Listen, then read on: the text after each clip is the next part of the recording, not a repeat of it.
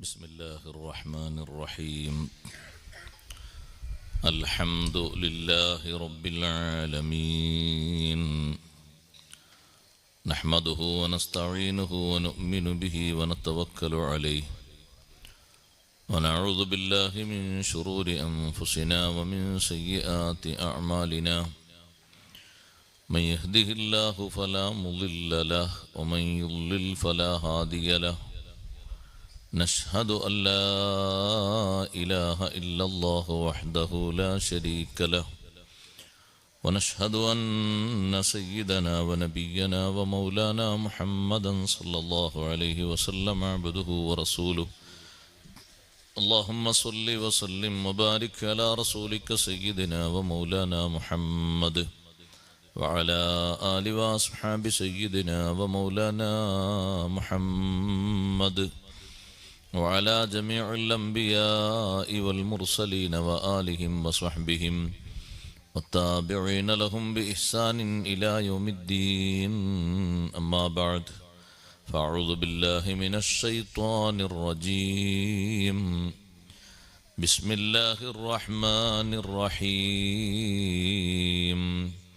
إنا أعطيناك الكوثر فصل لربك وانحر إن شانئك هو الأبتر صدق الله العلي العظيم صدق وصدق وبلغ رسوله النبي الكريم ونحن على ما قال ربنا من الشاهدين الشاكرين والحمد لله رب العالمين يا سيدي جد لي فجودك منتظر للمرتجي لا سيما للفقر ما لي سوى مدحي وحبي من ذخر فهما الذخيرة لي ونعم المدخر بهما رجائي أن عيني قد تقر إذ ما يقابل كل ساع بالأجر يا رب صل على النبي محمد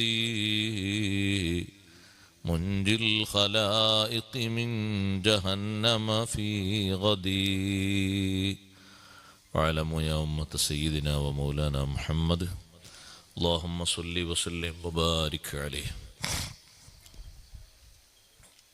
സമാദരണീയരായ സയ്യിദ് അവറുകളെ, ഉസ്താദുമാരെ, രക്ഷിതാക്കളെ, മാന്യ സഹോദരങ്ങളെ, സഹോദരിമാരെ, സുഹൃത്തുക്കളെ, അൽഹംദുലില്ലാഹ്, അള്ളാഹുവിൻ്റെ അതിമഹത്തായ അനുഗ്രഹത്താൽ വിശുദ്ധ ഖുർആനിലെ സൂറത്തുൽ കൗസർ ബിസ്മി കഴിഞ്ഞാൽ ഉള്ള 3 ആയത്തുകളിൽ 2 ആയത്തുകളാണ് ചെറിയ രൂപത്തിൽ നാം പറഞ്ഞു വച്ചത്. അഷ്റഫുൽ ഖൽഖ് സയ്യിദുനാ റസൂലുള്ളാഹി സ്വല്ലല്ലാഹു അലൈഹി വസല്ലം തങ്ങൾക്ക് ധാരാളം അനുഗ്രഹങ്ങൾ നൽകിയിട്ട് റബ്ബ് സുബ്ഹാനഹു വ തആല അതിന് പകരമായി ചോദിക്കുന്നത് പ്രധാനമായും 2 കാര്യങ്ങളാണ്. ഫസ്വല്ലി ലിറബ്ബിക വൻഹർ, റബ്ബിന് വേണ്ടി അവിടുന്ന് നിസ്കാരം നിർവഹിക്കണം, വൻഹർ ബലിദാനം നടത്തുകയും വേണം. ആ 2 വാക്യങ്ങളുടെയും പ്രധാനപ്പെട്ട വ്യാഖ്യാനങ്ങളിൽ ഒന്നാണത്. പക്ഷെ ഇവിടെ കാര്യമായും ശ്രദ്ധിക്കേണ്ട ഒരു വിഷയം അൽ കൗസർ എന്ന പദത്തിലൊതുങ്ങുന്ന എന്തെല്ലാം തരം അനുഗ്രഹങ്ങളുണ്ടോ ആ അനുഗ്രഹങ്ങൾക്കൊക്കെ അല്ലാഹു തആല ചോദിക്കുന്ന, പകരമായി ചോദിക്കുന്ന നന്ദി ഉടനെ നിർവഹിക്കണം എന്ന് സൂചിപ്പിക്കുന്ന ഒരു പദമാണ് ഫസ്വല്ലി എന്നിടത്ത ഫാ. ഏത് അനുഗ്രഹങ്ങൾ അല്ലാഹു നമുക്ക് നൽകിയാലും ആ അനുഗ്രഹങ്ങൾക്കൊക്കെ ഉടനെ നന്ദിയുള്ളവരാകണം. അഷ്റഫുൽ ഖൽഖ് സ്വല്ലല്ലാഹു അലൈഹി വസല്ലം തങ്ങൾ അള്ളാഹുവിന് വേണ്ടി, റബ്ബിന് വേണ്ടി അവിടുത്തെ ശരീരം മുഴുവനും സമർപ്പിച്ചു. തങ്ങൾ സമർപ്പിച്ച ഏറ്റവും വലിയ സമർപ്പണം അത് അള്ളാഹുവിന് വേണ്ടിയുള്ള, റബ്ബിന് വേണ്ടിയുള്ള നിസ്കാരം തന്നെയായിരുന്നു. ഏറ്റവും അധികം അവിടുന്ന് ശ്രദ്ധിച്ചതും സൂക്ഷിച്ചതും ജനസമൂഹത്തെ ഉണർത്തിയതും പ്രധാനമായും നിസ്കാരമാണ്. അല്ലാഹു തആല നമ്മോടും ചോദിക്കുന്ന ഒരു പ്രധാനപ്പെട്ട ചോദ്യം അതുതന്നെയാണ്. നമ്മിൽ നിന്ന് അല്ലാഹു തആല ആഗ്രഹിക്കുന്ന, പ്രതീക്ഷിക്കുന്ന ഒരു പ്രധാനപ്പെട്ട നന്ദിബോധവും റബ്ബിന് വേണ്ടിയുള്ള നിസ്കാരം. സാധാ നിസ്കാരമല്ല, ഫസ്വല്ലി ലി റബ്ബിക്. ഞാൻ അതിലേക്ക് വരാം. അതിൻ്റെ മുമ്പ് നിസ്കാരം പ്രധാനപ്പെട്ട ഒരു ശുക്റാണ്. അതിൻ്റെ 3 തലങ്ങൾ നിസ്കാരത്തിൽ മേളിക്കുന്നു എന്ന് ഇന്നലെ നാം പറഞ്ഞു. അഷ്റഫുൽ ഖൽഖ് സ്വല്ലല്ലാഹു അലൈഹി വസല്ലം തങ്ങൾ ഏറ്റവും അധികം ഉമ്മത്തിനോട് ശ്രദ്ധിക്കാൻ പറഞ്ഞ വിഷയവും നിസ്കാരമാണ്. ബഹുമാനപ്പെട്ട സയ്യിദത്തുന ബീവി ആയിഷ റളിയല്ലാഹു അൻഹയുടെ മടിയിലേക്ക് ചാരിക്കിടന്നാണ് അവിടുന്ന് വഫാത്തായത്. റബീഉൽ അവ്വൽ മാസം 12 തിങ്കളാഴ്ച ദിവസം സുബ്ഹിക്ക് ശേഷം നബി സല്ലല്ലാഹു അലൈഹി വസല്ലം തങ്ങൾ വഫാത്താകുന്ന സമയത്ത് ആയിഷ ബീവി റളിയല്ലാഹു അൻഹ പറഞ്ഞു, എൻ്റെ നെഞ്ചിൻ്റെ ഭാഗത്തേക്ക് ചാരിക്കിടക്കുന്ന ഹബീബ് സല്ലല്ലാഹു അലൈഹി വസല്ലം സംസാരിക്കുന്നുണ്ട്, പക്ഷേ ശബ്ദം പതുക്കെയാണ്. എന്താണ് അവിടുന്ന് പറയുന്നത് എന്നറിയാൻ ഞാൻ എൻ്റെ കാതൊന്ന് അടുപ്പിച്ച് വെച്ച് നോക്കി. കാതടുപ്പിച്ച് വെച്ചപ്പോൾ അവിടുത്തെ ഉമ്മത്തായ നമ്മോടുള്ള വസിയ്യത്തായിരുന്നു, നിർദ്ദേശമായിരുന്നു അത്. അവസാനം അവിടുന്ന് നൽകിയ നിർദ്ദേശം അതെന്താന്ന് കേൾക്കുമ്പോഴാണ് ഈ ഫസ്വല്ലി ലി റബ്ബിക എന്ന് പറയുന്നതിൻ്റെ പ്രാധാന്യം നമ്മളെല്ലാവരും ഒന്നുകൂടി മനസ്സിരുത്തി ചിന്തിക്കണം, പഠിക്കണം എന്ന് മനസ്സിലാകുന്നത്. അവസാനം അവിടുന്ന് പറയുന്നത് ഉമ്മത്തി ഉമ്മത്തി അസ്വലാഹ്, ഉമ്മത്തി അസ്വലാ, എൻ്റെ സമുദായമേ, എൻ്റെ സമൂഹമേ, നിസ്കാരം ശ്രദ്ധിക്കണം, നിസ്കാരം നന്നായി സൂക്ഷിക്കണം. അസ്വലാത്ത അസ്വലാത്ത വമാ മലക്കത് ഐമാനുക്കും, നിസ്കാരം ശ്രദ്ധിക്കണം, നിസ്കാരം സൂക്ഷിക്കണം. ഏറ്റവും അധികം ശ്രദ്ധിക്കേണ്ടത് നമ്മുടെ ശരീരവുമായി ബന്ധപ്പെട്ടുള്ള അള്ളാഹുവിനുള്ള സമർപ്പണമായ നിസ്കാരമാണ്. എല്ലാ ഘട്ടങ്ങളിലും ശ്രദ്ധിക്കേണ്ട ഒരു ഇബാദത്താണ് അത്. സഹോദരങ്ങളെ, അഷ്റഫുൽ ഖൽഖ് സ്വല്ലല്ലാഹു അലൈഹി വസല്ലം പല വിഷയങ്ങളിലും സ്വഹാബത്തിന് വിട്ടുവീഴ്ച നൽകിയിട്ടുണ്ടെങ്കിലും നിസ്കാരത്തിൻ്റെ വിഷയത്തിൽ ഒരു വിട്ടുവീഴ്ചയും അവിടുന്ന് നൽകിയിട്ടില്ല. ഒരാൾക്കും ഒരു വിട്ടുവീഴ്ചയും നിസ്കാരത്തിൻ്റെ വിഷയത്തിൽ നൽകിയിട്ടില്ല. അതേ സമയത്ത് ബദറിലേക്ക് നീങ്ങുന്ന സാഹചര്യം നമുക്കറിയാമല്ലോ. ആ കൂട്ടത്തിൽ പലരും ജീവിതത്തിൻ്റെ ആദ്യമായി നോമ്പ് നോൽക്കുന്നത് ആ വർഷമാണ്. നോമ്പ് നിർബന്ധമായി ഏറെ കഴിഞ്ഞിട്ടില്ല. വിശുദ്ധ റമളാനിലെ നോമ്പ് ആദ്യമായി നോൽക്കുന്നവർ ആ കൂട്ടത്തിലുണ്ട്. ബദറിലേക്ക് നടന്ന് നീങ്ങുന്ന പലർക്കും ക്ഷീണം ബാധിച്ചപ്പോൾ നോമ്പ് ഉപേക്ഷിക്കാൻ അവിടുന്ന് നിർദ്ദേശം നൽകി.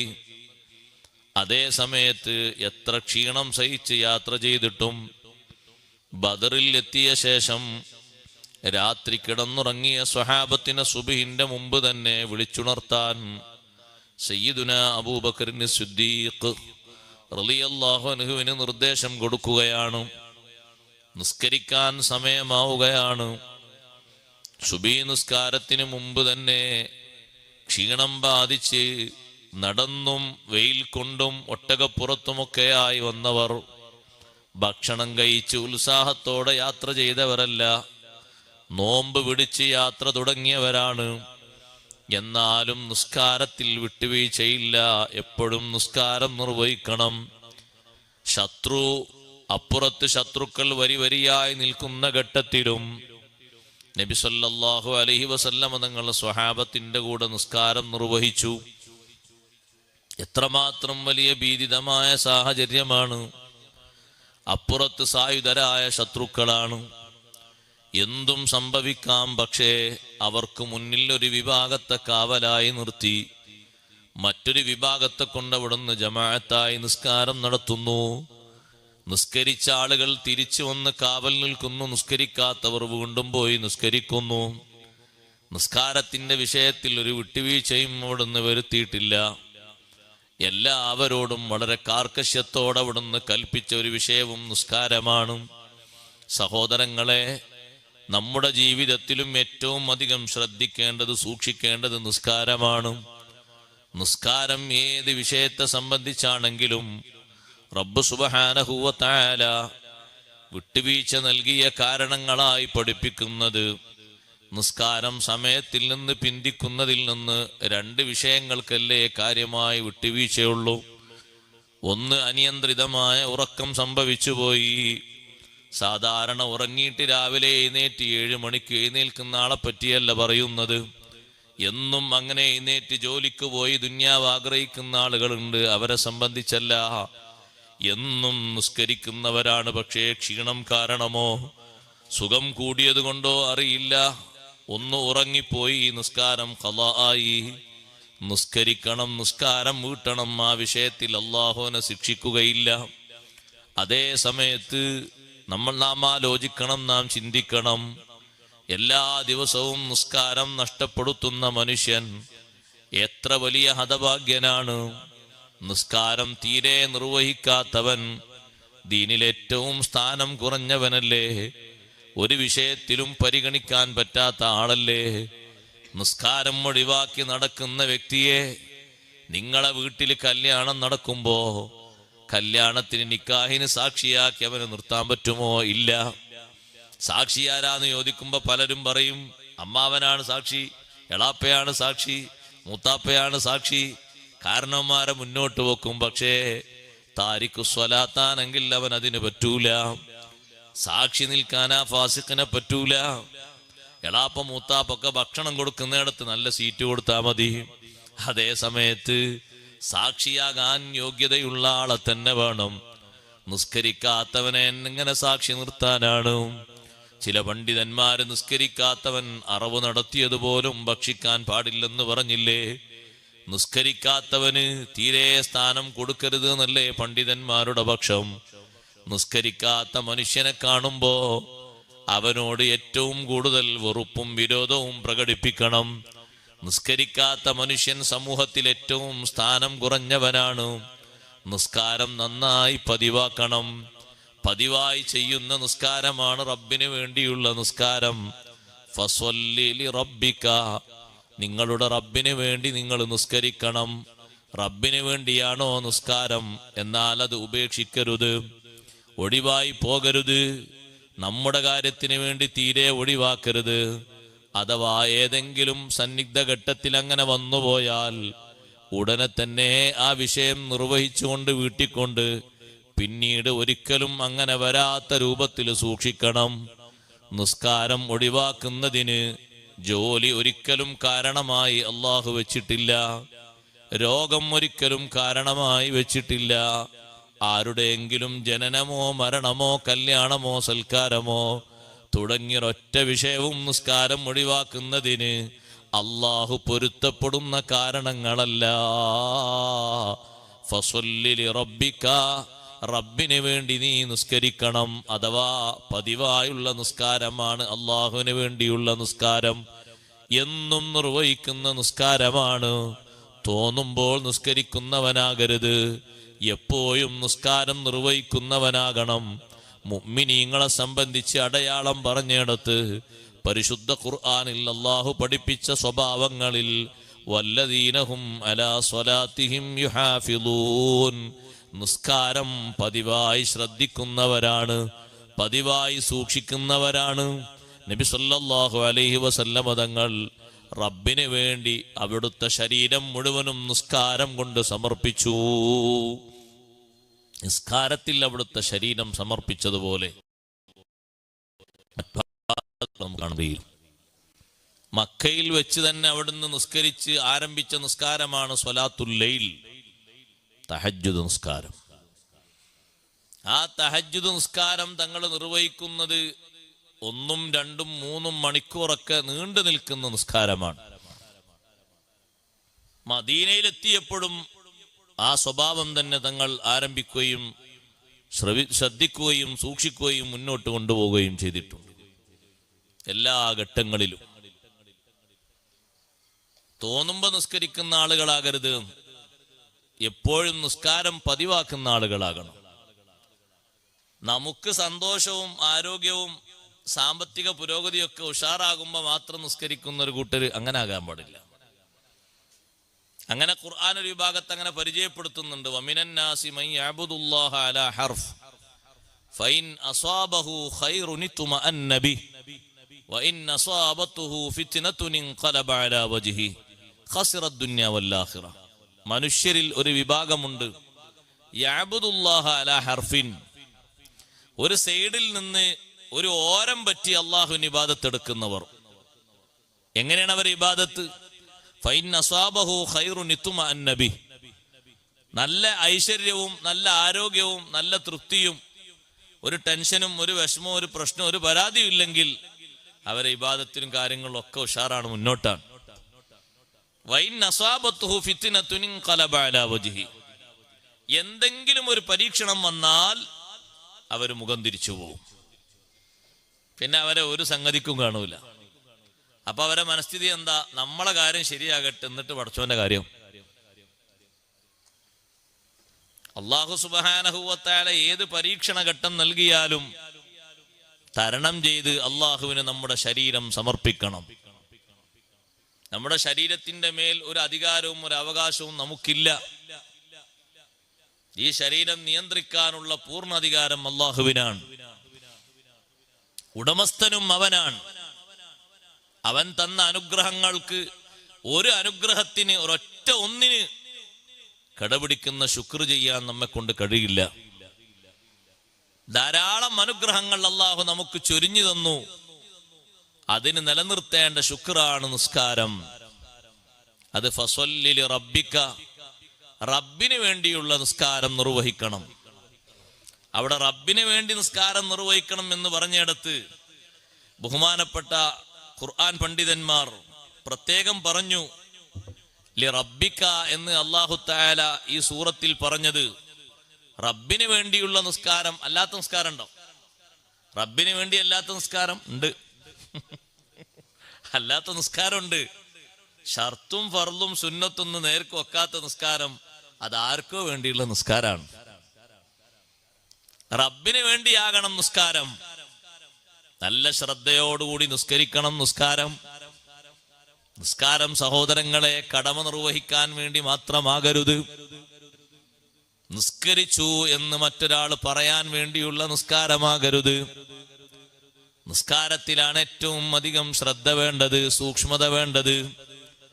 നിസ്കരിക്കുന്നവൻ ആദ്യമായി റബ്ബിന് വേണ്ടിയുള്ള നിസ്കാരം നിർവഹിക്കുന്ന ആള്. ആ നിസ്കാരത്തിന്റെ മുൻപന്തിയിൽ ഉണ്ടാകുന്ന വുളൂ അത് വളരെ സൂക്ഷ്മതയോടെ ശ്രദ്ധയോടെ തന്നെ പാലിക്കണം. വുളൂഇൽ അബദ്ധം വന്ന് ചേരരുത്. വുളൂ ശരിയായിട്ടില്ലെങ്കിൽ നിസ്കാരം ശരിയാവോ? ഇല്ല, അതെല്ലാവർക്കും അറിയാം. വുളൂ ശരിയായിട്ടില്ലെങ്കിൽ നിസ്കാരം ശരിയാവില്ല, അതെല്ലാവർക്കും അറിയാം. പക്ഷെ ശരിയായ രൂപത്തിലും ഭാവത്തിലും വുളൂ എടുക്കാൻ അറിയണം. അതെപ്പോഴും അറിയണം. നിയ്യത്ത് വെക്കേണ്ട തുടക്കം മോനെ ഉളൂവിന് എപ്പോഴാ നിയ്യത്ത് തുടങ്ങണ്ടേ? മുഖം കഴിക്കുമ്പോ അല്ല, കൈ കഴിക്കുമ്പോഴും അല്ല. അഊദു ബില്ലാഹി മിനശ് ശൈത്വാനിർ റജീം എന്ന് പറയുമ്പോൾ തുടക്കത്തിലല്ലേ ദിക്ർ? തുടക്കത്തിലുള്ള ദിക്ർ എന്താ? അഊദും ബിസ്മിയും ചൊല്ലിയിട്ട് അശ്ഹദു അല്ലാ ഇലാഹ ഇല്ലല്ലാഹു വഹ്ദഹു ലാ ശരീക ലഹു എന്നല്ലേ? അപ്പൊ അഊദും ബിസ്മിയാണ് തുടക്കത്തിൽ. അത് ചൊല്ലുമ്പോ മനസ്സിൽ നിയ്യത്ത് വേണം, ഉളൂവിന്റെ സുന്നത്താണ്. ഉളൂവിന്റെ സുന്നത്ത് ഞാൻ നിർവഹിക്കുന്നു എന്നുള്ള നിയ്യത്ത് മനസ്സുകൊണ്ട് പറയാ നിയ്യത്ത് മനസ്സിൽ കരുതുക. അഊദും ബിസ്മിയൊക്കെ ചൊല്ലിയിട്ട് ദിക്റും ചൊല്ലിയിട്ട് ഉളൂ എടുക്കുക. മുൻകൈ കഴിയുമ്പോഴൊക്കെ ആ ദിക്ർ, ആ സുന്നത്ത്, ആ നിയ്യത്ത് നമ്മുടെ മനസ്സിൽ നിലനിൽക്കണം. ഉളൂവിന്റെ സുന്നത്ത് നിർവഹിക്കുന്നു. കുപ്ലിക്കുന്ന സമയത്തും മൂക്കിൽ വെള്ളം കയറ്റി ചീറ്റുന്ന സമയത്തും കുപ്ലിക്കുന്നതിന്റെ മുമ്പുള്ള മിസ്വാക്കിന്റെ സമയത്തും ഒക്കെ ആ നിയ്യത്ത് വേണം, സുന്നത്തിന്റെ നിയ്യത്ത്. ഒരാളിങ്ങനെ അഊദും ബിസ്മിയും ചൊല്ലി കയ്യും കഴുകി കൊപ്പിളിച്ചു, മൂക്കിൽ വെള്ളം കയറ്റി ചീറ്റി, നിയ്യത്ത് ആരംഭിക്കുന്നത് ഈ മുഖം കഴുകുമ്പോഴാണ്, ഫർളായ നിയ്യത്ത്. എന്നാൽ അതുമുതലേ കാര്യമായിട്ട് ഉളൂവിന്റെ പരിഗണന ഉണ്ടാകുള്ളൂ. ശരിക്ക് ഈ കഴുകിയതൊക്കെ സവാബ് കിട്ടുന്ന രൂപത്തിൽ, ഉളൂഇന് പൂർണ്ണത ലഭിക്കുന്ന രൂപത്തിലാകണമെങ്കിൽ അപ്പോഴൊക്കെ സുന്നത്ത് എന്ന നിയ്യത്ത് മനസ്സിൽ വേണം. പുതിയ മസല ഇന്ന് ഉണ്ടാക്കി വന്നിട്ടൊന്ന് അവതരിപ്പിക്കല്ലോ കേട്ടോ, കിതാബിൽ പണ്ടേ ഉള്ള മസലയാണ്. സുന്നത്ത് അവിടെ കരുതണം, അവിടെ സൂക്ഷിക്കണം. സുന്നത്തായ സംഗതികൾ ചെയ്യുമ്പോൾ സുന്നത്തായ നിയ്യത്ത് മനസ്സിൽ വേണം. അഊദും ബിസ്മിയും ദിക്റൊക്കെ ചൊല്ലിയിട്ടുള്ള ഉളൂ കാണാൻ വലിയ പരല്ലേ. നിങ്ങളിവിടെ നിന്നിട്ട് ഉളൂ എടുക്കുന്നവരൊക്കെ ഒന്ന് 10-15 മിനിറ്റ് നിന്ന് വീക്ഷിച്ചു നോക്കണ്ട്. ആകെ ഉളൂഇന് ഏറ്റവും പ്രധാനമായും തുടക്കത്തിലും ഒടുക്കത്തിലുമാണ് ദിക്ർ. തുടക്കത്തിലും ഒടുക്കത്തിലുള്ള ദിക്ർ താമായി ചൊല്ലിയിട്ടുള്ള ഉളൂ എത്രണ്ണെടുത്തു എന്ന് ആലോചിച്ച് നോക്കി. അല്ല, നമുക്ക് അറിയാത്തതല്ലല്ലോ, അറിയുന്നതല്ലേ. ഇനിയും ഇത് ചെയ്യാൻ സമയമായിട്ടില്ല എന്ന് പറഞ്ഞാൽ പിന്നെ എപ്പോഴാ? പഞ്ഞി വെച്ചിട്ടോ? ഉളൂ എടുക്കുന്ന എല്ലാവരും ഉളൂ എടുത്തല്ലേ, ഒന്ന് ചിന്തിച്ചു നോക്കൂ. എന്നാ നമ്മൾ ഉളൂ ഒന്ന് ക്ലിയർ ആക്കി ചെയ്യാം. റബ്ബിന് വേണ്ടിയുള്ള നിസ്കാരം നിർവഹിക്കുന്ന ആളാ, നിസ്കാരത്തിന്റെ മുഖദ്ദിമയായ ആമുഖമായിട്ടുള്ള ഉളൂ അത് വളരെ കൃത്യമായി ശ്രദ്ധിക്കണം. അതിൽ അപാകത വരരുത്. ഉളൂ എത്ര ഭംഗിയാകുന്നുണ്ടോ അത്ര കണ്ട് നിനക്ക് നിസ്കാരത്തെ ഭംഗിയാക്കാൻ പറ്റും. ഉളൂ അതിന്റെ മർമ്മാണ്. അങ്ങനെ തുടക്കത്തിലും ഒടുക്കത്തിലുള്ള ദിക്ർ ശ്രദ്ധിക്കുക. മഹാന്മാരായ പണ്ഡിതന്മാർ മുഖം കഴുകുന്നതിനും കൈ കഴുകുന്നതിനും കാല് കഴുകുന്നതിനും ചെവി തടവുന്നതിനും തല തടവുന്നതിനും ഒക്കെ ദിക്ർ പഠിപ്പിച്ചിട്ടുണ്ട്. ഇനി അതൊക്കെ കൂടി ചൊല്ലി പഠിപ്പിച്ചിട്ട് നിങ്ങൾ ബുദ്ധിമുട്ടാകണ്ട. എന്നാൽ ഒടുക്കത്തിലും തുടക്കത്തിലും ആ 2 ദിക്റെങ്കിലും നമ്മൾ പതിവാക്കണം. അതതിന്റെ പൂർണ്ണതക്ക് ആവശ്യം തന്നെയാണ്. ഇനി കിട്ടാത്ത ആളുകൾ ചൊല്ലിക്കോട്ടെ എന്ന് കരുതിയിട്ടാണ് അത് ആ ചുമരില തൂക്കിയിരിക്കുന്നത്. എല്ലാ പള്ളിയുടെ ചുമരിലും ഉണ്ട് അല്ലേ? നിങ്ങൾ ഏതെങ്കിലും പള്ളി ഇല്ലാത്തവർ നോക്കിയിട്ട് ഒരു ഫോട്ടോ കോപ്പി അവിടെ കൊണ്ട് ഒട്ടിച്ചേക്കാം. അറിയാത്തവർക്കൊരു സഹായം എന്ന നിലക്കാണ് അത് അവിടെ തൂക്കിയിരിക്കുന്നത്, നോക്കി ചൊല്ലാൻ. പക്ഷെ ഞാൻ പറയുന്ന വിഷയം അവിടെ അല്ല. പഴയ കാലത്തെ ആളുകൾ നമ്മളെപ്പോലെ ഈ 10ാം ക്ലാസ്സും 15ാം ക്ലാസ്സും ഒന്നും പഠിക്കാത്ത, ഓത്തുപള്ളിയിൽ മാത്രം പഠിച്ചിരുന്ന നമ്മളെ വല്യപ്പമാരും വല്യമ്മമാരും ഈ ദിക്റൊന്നും ചൊല്ലാതെ ഒറ്റ ഉളൂ അവിടെ എടുത്തിട്ടുണ്ടാവില്ല. നമ്മളും അവരും എവിടെ? ഞാൻ പറഞ്ഞില്ലേ തുടക്കത്തിൽ, അവരെക്കാളും ഇഷ്ടം പോലെ അനുഗ്രഹങ്ങൾ വാരിക്കൂട്ടി ദുനിയാവില്. ഇനി ഇപ്പോഴും പലരുടെയും മനസ്സിൽ ദുനിയാവ് കിട്ടിയത് മതിയായിട്ടില്ല എന്നുള്ള ചിന്തയിൽ തന്നെയാണ്. മതിയായി എന്ന് പറഞ്ഞ ആൾക്കാരെ നമ്മൾ കേട്ടില്ല. മതിയായിട്ടില്ല എന്നുള്ള ചിന്തയിൽ തന്നെ ഉള്ളത്. 4ാം തലമുറക്കുള്ള ജീവിക്കാനുള്ളത് അല്ലാഹുത്തആല കൊടുത്താലും ആളുകൾ പറയും കുറച്ചുകൂടി ആവശ്യമുണ്ട്. എന്നാൽ ഇതൊക്കെ ഒന്ന് നന്ദിയുടെ ഭാഗമായിട്ട് ഇതൊക്കെ ഒന്ന് ചൊല്ലണ്ടേ നമ്മൾ? സ്വർഗത്തിൽ കടക്കുമെന്ന് ഹബീബ് സല്ലല്ലാഹു അലൈഹി വസല്ലം തങ്ങൾ ഉറപ്പ് നൽകിയ ഒരു ദിക്റാണ് ഉളൂവിന്റെ ശേഷം ചൊല്ലുന്ന 3 വട്ടം ചൊല്ലുന്ന ദിക്ർ. 2 കൈയും കണ്ണും മേൽപോട്ടുയർത്തി ഖിബലയിലേക്ക് തിരിഞ്ഞു നിന്ന് ആ ചൊല്ലുന്ന ദിക്ർ അഷ്ഹദു അല്ലാ ഇലാഹ ഇല്ലല്ലാഹു വഹ്ദഹു ലാ ശരീക ലഹ് വഅഷ്ഹദു അന്ന മുഹമ്മദൻ അബ്ദുഹു വറസൂലുഹു അല്ലാഹുമ്മ ജഅൽനി മിനത്ത് തവ്വാബീൻ വജഅൽനി മിനൽ മുത്തത്വഹിരീൻ വജ്അൽനി മിൻ ഇബാദിക സ്വാലിഹീൻ സുബ്ഹാനകല്ലാഹുമ്മ വബിഹംദിക അഷ്ഹദു അൻ ലാ ഇലാഹ ഇല്ലാ അൻത അസ്തഗ്ഫിറുക വഅതൂബു ഇലൈക് വസല്ലല്ലാഹു അലാ ഖൈരി ഖൽഖിഹി സയ്യിദിനാ മുഹമ്മദ് വആലിഹി വസഹ്ബിഹി വസല്ലം. ഇത്ര ചെറിയ ദിക്റാണ്, ഈമാൻ കിട്ടി മരിക്കാൻ പറ്റുന്ന സന്തോഷമുള്ള ദിക്റാണത്. നമ്മൾ അതെങ്കിലും ആ 2 ദിക്റുകളെങ്കിലും പതിവാക്കണം. അല്ലാഹു തൗഫീഖ് തരട്ടെ. മുഖം കഴുകുന്ന ആണുങ്ങളോടും പെണ്ണുങ്ങളോടൊക്കെ പറയട്ടെ, മുഖത്തിന്റെ അതിർത്തി മുടി മുളക്കുന്ന സ്ഥലം മുതൽ താടിയല്ല് വരെ, ഒരു ചെവി മുതൽ മറ്റേ ചെവി വരെയാണ് മുഖത്തിന്റെ അതിർത്തി പറയാറുള്ളത്, അല്ലേ? തെറ്റിയിട്ട് നിങ്ങൾ പറയണ്ടോ? അതിർത്തി അങ്ങനെ പറയാറുള്ളത്. പക്ഷേ അതിർത്തിയിൽ നിന്ന് കുറച്ചുകൂടി മേൽപോട്ട് കഴുകണം. അതിർത്തി മുടി മുളക്കുന്ന സ്ഥലമാണെങ്കിലും കുറച്ചുകൂടി മേലൊന്ന് കഴുകണം. അങ്ങനെ കഴുകുമ്പോഴേ ഈ അതിർത്തിയുടെ ഭാഗം കഴുകിയെന്ന് പറയുള്ളൂ. ചെവിയുടെ 2 കുറ്റിയുണ്ട് ഇവിടെ. കുറ്റി എന്ന് പറഞ്ഞാൽ മനസ്സിലാവില്ല അവനെ? 2 കുറ്റി ഒന്ന് പിടിച്ചു, എല്ലാവരും ചെവിക്കുണ്ടാവും. ഈ 2 കുറ്റി നനയണം. അപ്പോഴേ ചെവിയുടെ ഈ ഭാഗം കഴുകി എന്ന് പറയാവൂ. വളരെ കൃത്യമായൊരു ശ്രദ്ധിക്കണം. ഉപ്പമാരോടൊക്കെ ഞാൻ പറയട്ടെ, നല്ല തിങ്ങിയ താടി വെക്കുകയാണെങ്കിൽ ഏറെക്കുറെ ഉളൂവിന്റെ സ്ഥലം ചുരുങ്ങി കിട്ടും. കാരണം തിങ്ങിയ താടി കൈകൾ നിർബന്ധമല്ലല്ലോ. തിങ്ങിയ താടി തിക്കകറ്റിൽ സുന്നത്തല്ലേ ഉള്ളൂ. അതെ, തിങ്ങാത്ത താടി വെച്ചാൽ ഉള്ളിലേക്ക് ശരിക്ക് വെള്ളം റെഡിയായിട്ട് പമ്പ് ചെയ്ത് റെഡിയാക്കണം. അതിനേക്കാളും കൂടുതൽ ശ്രദ്ധിക്കണം കട്ടിമീശ വെക്കുന്ന ആളുകൾ. മീശ വെട്ടി ചെറുതാക്കുകയാണ് വേണ്ടത്. കട്ടിമീശയുടെ ഉള്ളിലേക്ക് ശരിക്ക് വെള്ളം ചേരണം. അല്ലാതെ ആ ഭാഗം കഴുകി എന്ന് പറയാൻ കഴിയൂല. അപ്പൊ താടി ക്ലീൻ ആക്കിയ ആളുകൾ ആ ഭാഗം മൊത്തം കഴുകണം. വെള്ളം ഇങ്ങനെ ചെറിയ രൂപത്തിൽ നിന്ന് ഇങ്ങനെ നനഞ്ഞാ പോരാ, വെള്ളം ഇങ്ങനെ ഒലിക്കണം. ഈ കണ്ട ഭാഗങ്ങളിലൂടെയൊക്കെ ഒലിക്കണം വെള്ളം. 3 പ്രാവശ്യം ഒരാൾ കഴുകി, 3 പ്രാവശ്യം ഒരാൾ കഴുകിയിട്ട് 3 പ്രാവശ്യം മൊത്തം കഴുകിയിട്ടാണ് നിർബന്ധത്തിന്റെ ഭാഗങ്ങളൊക്കെ വീടിയത് എങ്കിൽ സുന്നത്ത് അയാൾക്കില്ല. ഉണ്ടോ? സുന്നത്തില്ല. കാരണം സുന്നത്തായിട്ടുള്ള കഴുകൽ വേണമെങ്കിൽ നിർബന്ധത്തിന്റെ ഭാഗങ്ങളൊക്കെ 1ാമത്തെ രൂപത്തിൽ പൂർത്തിയായാൽ 2ഉം 3ഉം സുന്നത്ത് കിട്ടും. 1ാമത്തേൽ കഴുകി കുറഞ്ഞ ഭാഗം വിട്ടു, 2ാമത്തേൽ അത് പൂരിപ്പിച്ചു, 3ാമത്തേൽ ബാക്കിയും പൂരിപ്പിച്ചു. ഇപ്പൊ എന്തേ വീടിയിട്ടുള്ളൂ? ഫർളെ വീടിയിട്ടുള്ളൂ. ഫർള്, ആ മുഖം കഴുകി എന്നുള്ള ഫർള് കിട്ടി. ഫർളായ ഭാഗങ്ങൾ മൊത്തം കഴുകിയത് 2ാമത്തെ പ്രാവശ്യം കൊണ്ടാണ് കഴുകി വീടിയതെങ്കിൽ ഒരു സുന്നത്ത് കിട്ടും 3ാമത് കഴുകുമ്പോ. അപ്പൊ 1 കഴുകിയിട്ട് 2ഉം 3ഉം സുന്നത്താകണമെങ്കിൽ 1ാമത്തെ പ്രാവശ്യം കൊണ്ട് തന്നെ ഫർളിന്റെ ഭാഗങ്ങളൊക്കെ കഴുകലിൽ പൂർത്തിയാകണം. ഇപ്പൊ കൈ കഴുകുന്ന ഒരാള് ഇങ്ങനെ വെള്ളമെടുത്തിട്ട് ഈ മുട്ടിന്റെ കൈതാ മുട്ട് എല്ല് കാണുന്ന കുറച്ചുകൂടി ഇപ്പുറത്തേക്ക് മൊത്തം ഇങ്ങനെ നനച്ചു, ശരിക്കും ഇങ്ങനെ ഒലിച്ചു. 1ാം തവണ തന്നെ കൈയിന്റെ ആ ഭാഗങ്ങളൊക്കെ ക്ലിയറായി നനഞ്ഞു. എന്നാൽ 2ലും 3ലും സുന്നത്തായ കൈകൾ കിട്ടി. ഒരു വെള്ളെടുത്ത് ഇങ്ങനെ കഴുകി, അപ്പൊ ഇവിടെ നനഞ്ഞിട്ടില്ല. 2ാമത്തേൽ കുറച്ച് ഇവിടെ നനഞ്ഞു, 3ാമത്തേൽ ഇവിടെയും കുറച്ച് നനഞ്ഞു, റെഡിയായി. 3 കഴുകലും കൂടിയിട്ടാണ് ഫർളായ ഭാഗങ്ങൾ ഫുള്ളായത് എങ്കിൽ ഫർള് മാത്രമേ ലഭിച്ചിട്ടുള്ളൂ, സുന്നത്ത് ലഭിച്ചിട്ടില്ല. ഉളൂ പൂർണ്ണമാണോ എന്ന് വെച്ചാൽ പൂർണ്ണമല്ല. കാരണം സുന്നത്തില്ല, ഫർള് മാത്രമേ ഉള്ളൂ.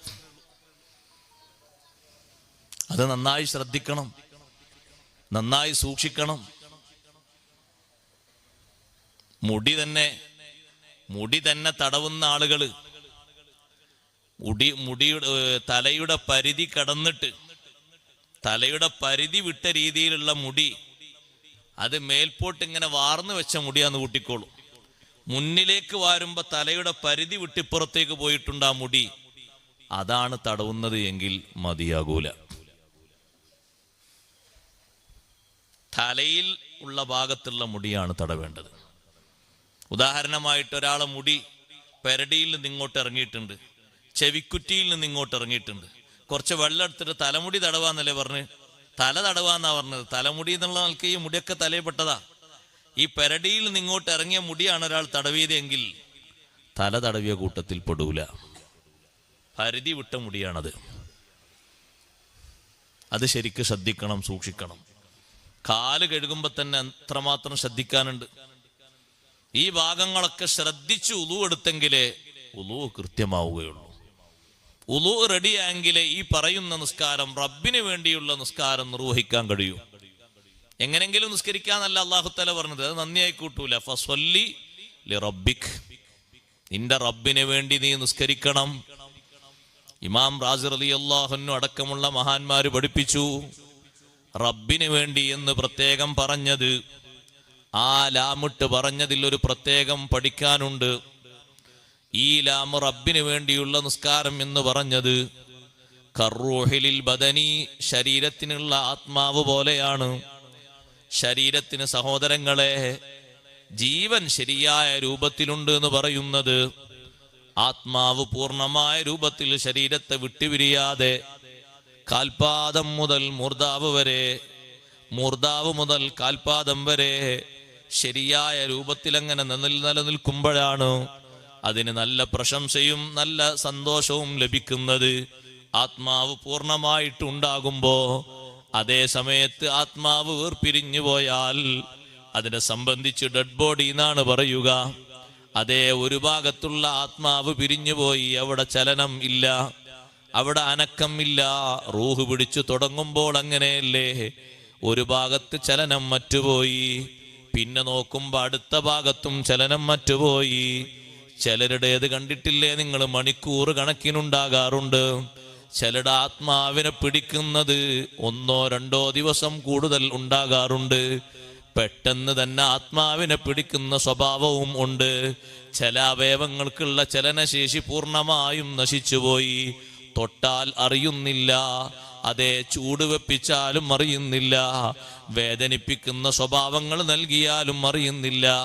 അതിൻ്റെ ആത്മാവ് വേർപിരിഞ്ഞു പോയി, അതിനൊരു ശക്തിയും ഇല്ല, ഒരു ജീവച്ചവം പോലെ കിടക്കുന്നു. കയ്യിനും കാലിനും ഒരു ശക്തിയും ഇല്ലാതെ കിടക്കുമ്പോ അങ്ങനെ പറയാറില്ലേ? അതുപോലെയാണ് ഈ നിസ്കാരത്തിലെ റുക്കൂഉം സുജൂദും, നിസ്കാരത്തിലുള്ള എല്ലാ ഇബാദത്തും റബ്ബിന് വേണ്ടിയുള്ളതായിട്ടില്ലെങ്കിൽ ആ നിസ്കാരവും അങ്ങനെ തന്നെ മൈത്തത്തൻ മർമിയ, വലിച്ചെറിയപ്പെടുന്ന നിർജീവമായ നിസ്കാരമാകും. നിന്റെ നിസ്കാരത്തിലുള്ള എല്ലാ പ്രവർത്തനങ്ങളും റബ്ബിന് വേണ്ടിയുള്ളതാകണം, നല്ല ഭക്തിപൂർവമുള്ള നിസ്കാരമാകണം, ഇഖ്ലാസ് കൂടിയ നിസ്കാരമാകണം. ഇഖ്ലാസുള്ള നിസ്കാരമാണോ, ആ നിസ്കാരത്തിൽ അത്രയും സുന്നത്തുകൾ പാലിക്കണം, കറാഹത്തുകളൊക്കെ ഒഴിവാക്കണം. ഭക്തിപൂർവമുള്ള നിസ്കാരമാകണം, 2 നിലക്കുള്ള ഭക്തിയും നിസ്കാരത്തിലുണ്ടാകണം. ഖൽബിന് ഭക്തി ഉണ്ടാകണം, അവയവങ്ങൾക്കും ഭക്തി ഉണ്ടാകണം. നിസ്കാരത്തിൽ പ്രവേശിച്ച ശേഷം നിന്റെ നോട്ടം നിയന്ത്രണ വിധേയമല്ലേ? നിന്റെ ഖൽബിന് ഖുശൂ ഇല്ല എന്നാണ് അതിന്റെ തെളിവ്. നിന്റെ കൈ വെക്കേണ്ടിടത്ത് ഒതുങ്ങി നിൽക്കുന്നില്ല, നിന്റെ കൈ പല ഭാഗത്തേക്കും പോകുന്നുണ്ട്, നിന്റെ കാല് പല ഭാഗത്തേക്കും പോകുന്നുണ്ട്, നിന്റെ നോട്ടം പല ഭാഗത്തേക്കും പോകുന്നുണ്ട്. ഇതൊക്കെ നിയന്ത്രണ വിധേയമാകണം. അവയവങ്ങൾക്ക് അപ്പോഴാണ് ഖുശൂ ഉള്ളത്. അവയവങ്ങൾക്ക് ഭക്തിയുണ്ടോ എന്നാ ഖൽബിനും ഭക്തിയുണ്ട്. ഹബീബ് റസൂലുള്ളാഹി സ്വല്ലല്ലാഹു അലൈഹി വസല്ലം നിസ്കാരത്തിൽ താടി പിടിച്ചിങ്ങനെ കളിക്കുന്ന, താടി പിടിച്ചിങ്ങനെ ശരിയാക്കുന്ന ഒരു സ്വഹാബിയെ കണ്ടു. കണ്ടപ്പോൾ തങ്ങൾ പറഞ്ഞു, ലൗ ഖശഅ ഖൽബു ഹാദാ ലഖശഅത് ജവാരിഹുഹു. ഇദ്ദേഹത്തിന്റെ മനസ്സിന് ഖുശൂ ഉണ്ടെങ്കിൽ, ഖൽബിന് ഭക്തിയുണ്ടെങ്കിൽ അവയവങ്ങൾക്കും ഭക്തിയുണ്ടാകുമായിരുന്നു. നിസ്കാരത്തിലല്ല തലയെക്കെട്ട് ശരിയാക്കേണ്ടത്, നിസ്കാരത്തിലല്ല താടി ശരിയാക്കേണ്ടത്. നിസ്കാരത്തിലാണോ ഷർട്ടും കാര്യങ്ങളൊക്കെ ഒന്ന് റെഡിയാക്കി ചൊവ്വാക്കി നിൽക്കേണ്ടത്? തൊപ്പി റെഡിയായില്ല നിസ്കാരത്തിൽ. ഇപ്പൊ ഫോൺ ശരിയാക്കുന്നവരെ നിസ്കാരത്തിനാണ്. അള്ളാഹു കാത്ത് രക്ഷിക്കട്ടെ. എന്തൊക്കെയാണ് ആൾക്കാരെ ഹാല്. ഫോണൊന്ന് ശബ്ദിച്ചിട്ടുണ്ടെങ്കിൽ ഫോൺ കീശയിട്ടല്ലേ, ശബ്ദിച്ചാൽ ഒരു പ്രശ്നവുമില്ല. അങ്ങനെ ഒന്ന് അവിടെ ആ സ്വിച്ചൊക്കെ അറിയാലോ, സ്വിച്ചുമിലൊന്ന് ഇങ്ങനെ ഒന്ന് അമർത്തി കൊടുത്താൽ മതിയല്ലോ, സൗണ്ട് ഇല്ലാതെ. ഓഫാക്കൊന്നും വേണ്ട. ഓഫാക്കിയാൽ ആരെങ്കിലും നിസ്കാരത്തിൻ്റെ ഇടയിൽ മരിച്ചുപോയാലോ? മരിച്ചുപോയാൽ അയാൾക്ക് ഹയാത്താകണമെങ്കിൽ ഫോൺ ഓൺ ആയിക്കണ്ടേ? എന്താ ഇവരൊക്കെ തിരക്ക്. ഫോൺ ഇങ്ങനെ നമ്പർ ഇങ്ങനെ അടിക്കന്നെ, അതിങ്ങനെ ശബ്ദം ഉണ്ടാക്കുന്നൊക്കെ. നിസ്കാരം റബ്ബിന് വേണ്ടിയുള്ള നിസ്കാരമാണ്, മറ്റു ശുഗലുകളിലേക്കൊന്നും പോകാൻ പാടില്ല. കറാഹത്തുകൾ ഒഴിവാക്കിയ നിസ്കാരമാകണം നമ്മുടെ നിസ്കാരം. നിസ്കരിക്കാൻ വരുന്ന ആളുകളൊക്കെ കഴിവിന്റെ പരമാവധി കറാഹത്തുകൾ ഒഴിവാക്കി നിസ്കരിക്കണം. വേഷവിധാനത്തിലുള്ള കറാഹത്തുകൾ ഒഴിവാക്കണം. കൈ ചുരുട്ടിക്കൂട്ടി വെച്ച് നിസ്കരിക്കാൻ പാടില്ല, കറാഹത്താണ്. കൈ ചുരുട്ടിക്കൂട്ടി വെച്ച് നിസ്കരിക്കാൻ പാടില്ല, കൈ നിവർത്തിയിടണം. പാന്റ് ചുരുട്ടിക്കൂട്ടി വെച്ച് നിസ്കരിക്കാൻ പാടില്ല, പാകത്തിലുള്ള പാന്റ് ധരിക്കണം. പാന്റ് മോശപ്പെട്ട വസ്ത്രധാരണമൊന്നല്ല, നല്ലതാണ്. നല്ല രൂപത്തിലാണെങ്കിൽ നല്ലതാണ്. അത് തുണിയും അങ്ങനെ തന്നെ, ഈ ധരിച്ചിരിക്കുന്നതൊക്കെ അങ്ങനെ തന്നെ. അതിൻ്റെ അളവിൽ ഒത്തതാണെങ്കിൽ നല്ലതാണ്, അല്ലെങ്കിൽ എല്ലാം ഒരേപോലെ തന്നെ. പാൻറ്റിനായിട്ട് കുറ്റം പറയില്ല, പാൻറ് നല്ല വസ്ത്രം തന്നെയാണ്, നല്ല രൂപത്തിലാണെങ്കിൽ. തുണി അങ്ങനെ തന്നെ, തുണി ഞെരിയാണിക്ക് താഴെ ഇറങ്ങാൻ പാടില്ല, പാൻറ്റും ഇറങ്ങാൻ പാടില്ല. നിയമക്കെല്ലാത്തിനും തന്നെയല്ലേ. കന്തൂറ ഇറങ്ങാൻ പാടില്ല, കന്തൂറ നെരി ഇറങ്ങാൻ പാടുണ്ടോ? പറ്റൂല. നെരിയാണിക്ക് താഴെ ഇറങ്ങാൻ പറ്റും നിസ്കാരക്കുപ്പായം, പെണ്ണുങ്ങളെ. അത് നല്ലോണം താഴോട്ട് ഇറങ്ങണം. അത് ഞെരിയാണിക്ക് മേലെയാക്കിയിട്ട് പൊക്കി പിടിക്കാൻ പറ്റൂല, അത് താഴോട്ട് ഇറങ്ങണം. കാല് കാണാത്ത വിധം താഴോട്ട് നല്ല വലുപ്പം വേണം നിസ്കാരക്കുപ്പായത്തിന്. നിസ്കാരക്കുപ്പായം ധരിച്ച് കഴുത്തിന്റെ ഭാഗത്ത് ഹോളുണ്ടാകാൻ പാടില്ല, അവിടെ ഇവിടെ ഓട്ട ഉണ്ടാക്കിയിട്ട് കാണാൻ പാടില്ല. കഴുത്തിന്റെ ഭാഗമൊക്കെ നല്ല മറയുന്ന, മക്കനെ ഇട്ടിട്ട് മുടിയൊന്നും പുറത്തേക്ക് കാണാത്ത രൂപത്തിൽ നല്ല ക്ലിയറായി കൃത്യമായി മറയുള്ള നിസ്കാരക്കുപ്പായത്തിന്റെ കൈ, അതിന്റെ കഫിന്റെ ഭാഗം സമിഅല്ലാഹു ലിമൻ ഹമിദ പറഞ്ഞു ഉയർത്തുമ്പോ തായോട്ട് കൊഴിഞ്ഞു ചാടാത്ത നല്ല ഫിറ്റായ കഫായിരിക്കണം. തായോട്ടെങ്ങാനും അത് താന്നു പോയിട്ട് ആ ഭാഗം എവിടെയെങ്കിലും ഒന്ന് വെളിവായാൽ നിസ്കാരം ബാത്തിലായി പോവും. നിസ്കാരക്കുപ്പായത്തിന്റെ കയ്യേ ഇപ്പൊ ഈ പുതിയ മോഡൽ വരുന്ന ഫർദന്റെ കയ്യോ പോലാകരുത്, ആ കയ്യോടെ ഫിറ്റാക്കി അടിച്ചു വെക്കണം. അതിപ്പോ ചില സഹോദരിമാർക്കൊരു പണിയുണ്ട്, തുടക്കത്തിലൊന്ന് ഫിറ്റാക്കിയിട്ട് ഇങ്ങനെ ചുരുട്ടിയിട്ടൊന്നും ഇങ്ങനെ വെക്കും. ഒരു റക്കാത്ത് കഴിഞ്ഞാൽ പിന്നെ അത് പോവും. ഉമ്മമാരെ അത് പടച്ചോനെ പറ്റിക്കുന്ന സ്വഭാവ. അത് ശരിയാകൂല, അത് കൃത്യമായിട്ട് അടിച്ചു വെക്കണം. അങ്ങനെ അടിച്ചത് വാങ്ങാൻ കിട്ടാണ്ട് അങ്ങനത്തെ വാങ്ങിക്കൊടുക്കണം. അങ്ങനെ വാങ്ങിട്ടല്ലേ, വാങ്ങിട്ടാണ്ട് നമ്മളൊക്കെ അങ്ങനത്തെ അല്ലേ വാങ്ങല്. ഇനി ഉമ്മമാർക്ക് ആർക്കെങ്കിലും അങ്ങനത്തെ കിട്ടാത്തുണ്ടെങ്കിൽ ഇന്ന് രാത്രി തന്നെ നാളത്തെ പോയി വാങ്ങാൻ പറയണം ഭർത്താക്കന്മാരോട്. എന്നോട് പരാതി ഒന്നും പറയരുത്, ഉള്ള കാശെടുത്ത് നല്ലത് വാങ്ങിക്കൊടുക്കണം. നല്ലത് വാങ്ങിക്കൊടുക്കും. ഇപ്പൊ കണ്ടില്ല നിങ്ങൾ ഈ കൈ ഫിറ്റായത് കണ്ടില്ലേ, അത് കുടുക്കിട്ടിട്ട് ഇതേപോലെ നല്ല ഫിറ്റിൽ നിൽക്കണം. ഇത് ലൂസായിട്ട് തുടക്കത്തിൽ എന്ത് ചെയ്യുന്നറിയോ, ഇവിടെ ഇങ്ങനെ ചുരുട്ടിയിട്ടൊന്നിങ്ങനെ ചുരുട്ടി വെക്കും. ചിലരൊന്നിങ്ങനെ മടക്കിയിട്ടൊന്ന് ടൈറ്റായി ചുരുട്ടി വെക്കും. ചിലർക്ക് 2 റക്കാത്ത് കഴിയുമ്പോൾ വരെ ഉണ്ടാവും, ചിലർക്ക് 1 റക്കാത്ത് കഴിയുമ്പോൾ തന്നെ പോവും. അപ്പൊ ഇങ്ങനെ ഉയർത്തുന്ന സമയത്ത് അതിങ്ങനെ താഴോട്ടിറങ്ങുകയാണ്. താഴോട്ടിറങ്ങിയിട്ട് മറക്കേണ്ട ഭാഗം വെളിവായി പോയാൽ, അവറത്ത് വെളിവായാൽ നിസ്കാരം ശരിയാവോ? മറക്കേണ്ട അവറത്തൊക്കെ മറക്കണ്ടേ? ചില ആളുകളുണ്ട് സുബ്ഹാനല്ലാഹ്, യാത്രയിലൊക്കെ കാണാൻ ചില ആളുകൾ നിസ്കാരക്കുപ്പായം നിസ്കരിക്കാനുള്ള സ്ഥലത്ത് ഉണ്ടെങ്കിലും സഹോദരിമാർക്ക് നിസ്കരിക്കാൻ വേണ്ടി തയ്യാറാക്കിയ സ്ഥലത്ത് ശരിക്കുള്ള നിസ്കാരക്കുപ്പായം ഉണ്ടെങ്കിലും അവരാ പർദ്ദ ധരിച്ച് നിസ്കരിക്കും. എന്നിട്ട് ആ പർദ്ദ ധരിച്ച് നിസ്കരിക്കുന്ന എന്താ ഇതിന്റെ കോലം എന്നറിയോ നിങ്ങൾ? അവരെ സുജൂദിൽ ആ കാലും കാലിന്റെ അപ്പുറം ഇപ്പുറം ഒക്കെ വെളിവാകാണ്. അത് കഴിഞ്ഞ ദിവസം യാത്രയിൽ ഒരു സഹോദരിയോട് പറഞ്ഞപ്പോ ആ സഹോദരി പറഞ്ഞു, സുജൂദിലല്ലേ, അത് സാരല്ല, നിൽക്കുമ്പോ വെളിവാകാൻ ഞാൻ മതിയെന്ന്. പിന്നെ നമ്മൾ എന്ത് മസാല അങ്ങോട്ട് ഓതി കൊടുക്കാനാ? ഉപായവും ന്യായം ഇങ്ങോട്ട് പറയണ, പിന്നെ അങ്ങോട്ട് എന്ത് ഓതി കൊടുത്തിട്ട് എന്താ കാര്യം? സുജൂദിൽ വെളിവാകാൻ പറ്റുമോ? പറ്റൂല. സുജൂദിലും അത് മറക്കണ്ടേ? അപ്പൊ വേറെ ഒരു പെണ്ണിന് എന്താ സ്വഭാവം എന്ന് പറയുന്നത് നിങ്ങള്, അത് ഇങ്ങനെ ഉടുക്കുന്നൊരു പാൻറ് ഉണ്ട്, അതിന്റെ പേര് എനിക്കറിയില്ല. ഒരു പാൻറ് പോലത്തെ ഒരു വസ്ത്രമല്ലേ, എന്താ അതിനെ പറയാ? താഴോട്ടൊന്നും മേലോട്ട് പാൻറ്, പിന്നെ ഒരു സാധനം താഴോട്ടായിട്ട് ചുരിദാറാ, ചുരിദാർ. അതിട്ടിട്ടാണ് നിസ്കരിക്കാൻ പോയിട്ട്.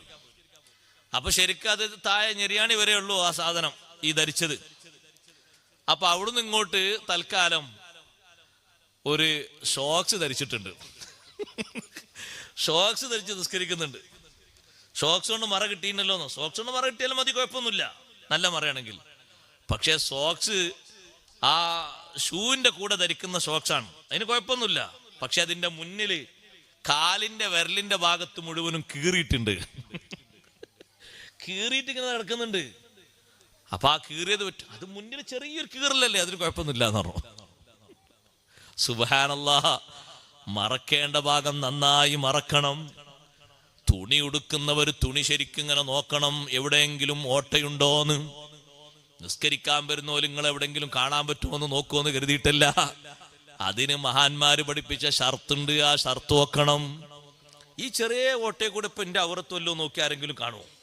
അല്ല ഇപ്പൊ അവിടെ നോക്കാൻ പറ്റിയ ആൾക്കാരൊന്നും ഉണ്ടാവില്ലല്ലോ. അത് നോക്കിയിട്ടല്ല, ഞാൻ ആരും ഇല്ലാത്ത സ്ഥലത്താണ് നിസ്കരിക്കുന്നെങ്കിലും ഷർത്ത് പാലിക്കണം. നന്നായിട്ട് അയച്ചിട്ട് നിസ്കരിക്കാൻ പറ്റുമോ? ഇല്ലല്ലോ. തുണി കൊടുക്കുമ്പോ നോക്കണം, പഴക്കമുള്ള തുണിയൊക്കെ എടുക്കുമ്പോ നോക്കണം എവിടെയെങ്കിലും കീറിയിട്ടുണ്ടോ, ഓട്ടുണ്ടോ എന്നൊക്കെ. ഓട്ടുണ്ടെങ്കിൽ അത് മാറ്റി വെക്കുക.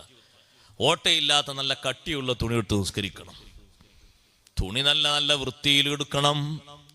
നിസ്കരിക്കുന്ന വസ്ത്രം നല്ല ശുദ്ധിയുള്ള വസ്ത്രമാകണം, വൃത്തിയുള്ള വസ്ത്രമാകണം. സഹോദരങ്ങളെ, കഴിവിന്റെ പരമാവധി നിസ്കാരത്തിന് ഖുശൂ കൂടുതലായി കിട്ടുന്ന നല്ല വസ്ത്രങ്ങൾ ധരിക്കണം. കള്ളി മുണ്ടെടുത്ത് നിസ്കരിക്കുന്നത് കഴിവിന്റെ പരമാവധി ഉപേക്ഷിക്കണം. വെള്ള വസ്ത്രം തന്നെ ധരിക്കലാണ് ഉത്തമം. നിസ്കരിക്കാൻ വെള്ളത്തുണി ഉടുക്കലാണ് ഏറ്റവും നല്ലത്. അതേ നിസ്കാരത്തിന്റെ മുന്നിൽ വിരിക്കുന്ന മുസല്ലയും ചിത്ര മുസല്ല ആകാതിരിക്കാൻ കഴിവിന്റെ പരമാവധി ശ്രദ്ധിക്കണം. പള്ളിയിലുള്ള കാർപ്പറ്റ് ഇനി മാറ്റുമ്പോ കാർപ്പറ്റിൽ ചിത്രമില്ലാത്ത നല്ല കാർപ്പറ്റ് കമ്മിറ്റിക്കാർ വാങ്ങണം. പഴയ കാർപ്പറ്റ് മേലേക്ക് ഇട്ടുകൊണ്ട് താഴെ ചിത്രങ്ങളൊന്നും ഇല്ലാത്ത നല്ല മുസല്ല വിരിക്കണം. അത് നിങ്ങളോട് മാത്രമല്ല എല്ലാവരോടും പറയാനുള്ളതാണ്. ചില ആൾക്കാർ പറയും, ഉസ്താദേ കാബന്റെ ഫോട്ടോ കാണുമ്പോ എനിക്ക് ഖുശൂ കൂടി വരും, മദീനന്റെ ഫോട്ടോ കാണുമ്പോ ഖുശൂ കൂടി വരും. ചുമരിന്റെ ഭാഗത്ത് ചിത്രങ്ങളുള്ളൊരു വിരിവിരിച്ചിട്ട് നിസ്കാരത്തിനത് ശല്യമാകുന്നുണ്ട്. ആയിഷ, ഇത് എടുത്തു മാറ്റണമെന്ന് നിർദ്ദേശിച്ച നേതാവാണ് മുഹമ്മദുർ റസൂലുള്ളാഹി സ്വല്ലല്ലാഹു അലൈഹി വസല്ലമ തങ്ങൾ.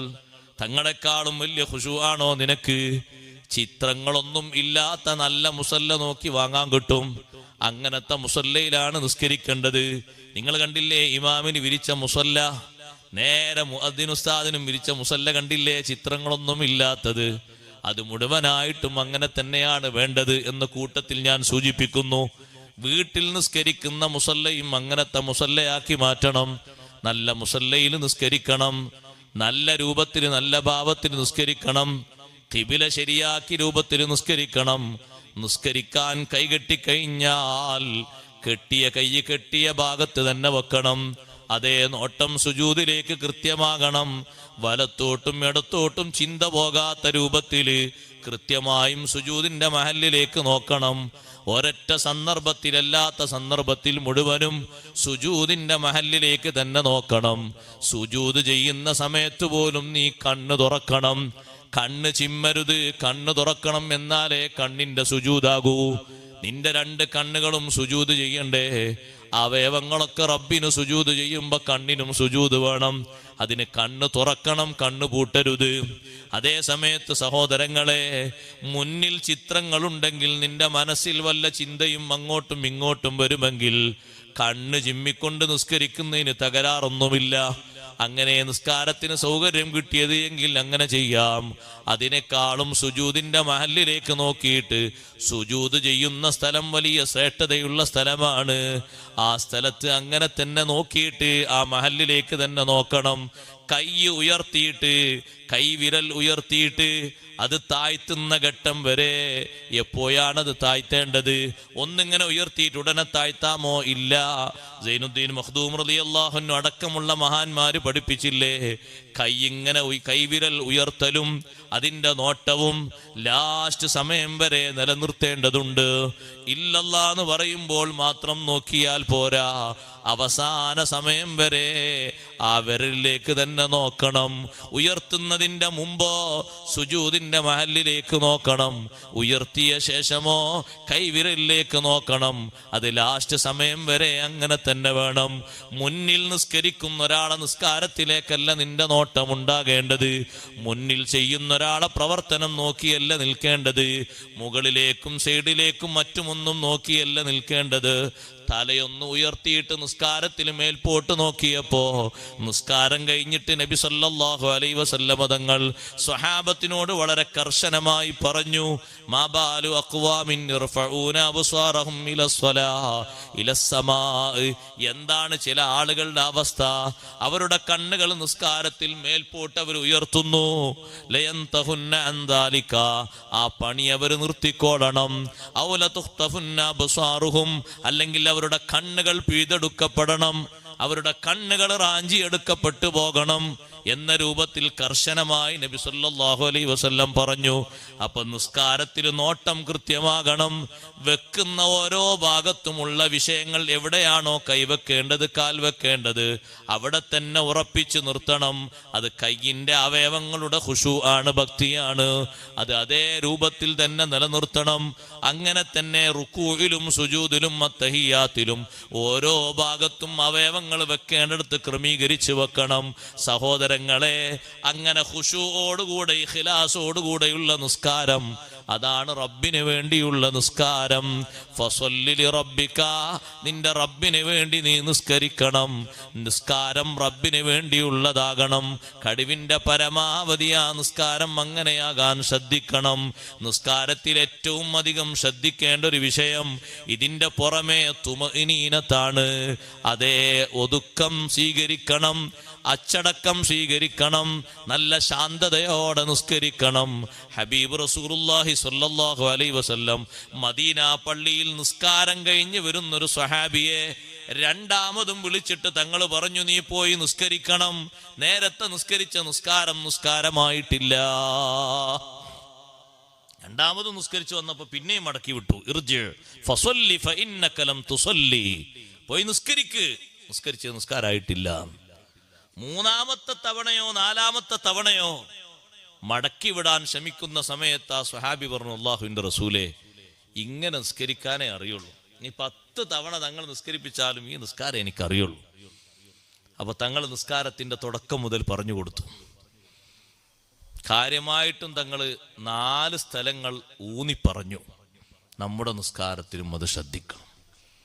ചില ആൾക്കാരൊക്കെ ചില കർമ്മങ്ങൾ ചെയ്യുന്നത് കണ്ടാല് അവരത് ചെയ്തോന്ന് ചോദിച്ചാ കണ്ട മാത്രയിൽ ചെയ്തു എന്നും പറയാ, സംഗതി റെഡി ആത്തോണ്ട് ചെയ്തിട്ടില്ല എന്നും പറയാം. നീ കൈകെട്ടി ഫാത്തിഹ ഓതി, പിന്നെ നിനക്ക് കിട്ടുന്ന ഖുർആനിൽ നിന്ന് എളുപ്പമാകുന്നത് ഓതിയതിന്റെ ശേഷം നീ റുക്കൂഴ് ചെയ്യണം.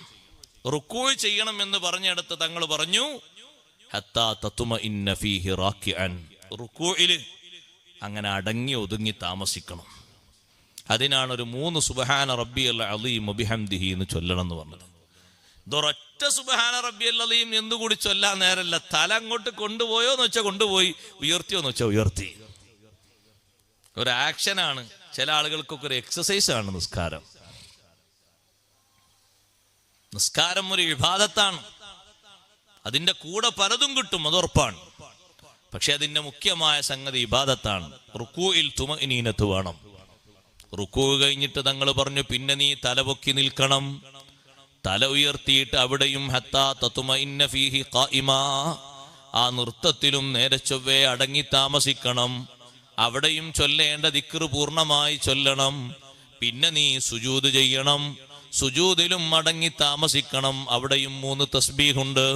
സുജൂദ് കഴിഞ്ഞിട്ട് പിന്നെ നീ ഒരു ഇരുത്തം ഇരിക്കണം.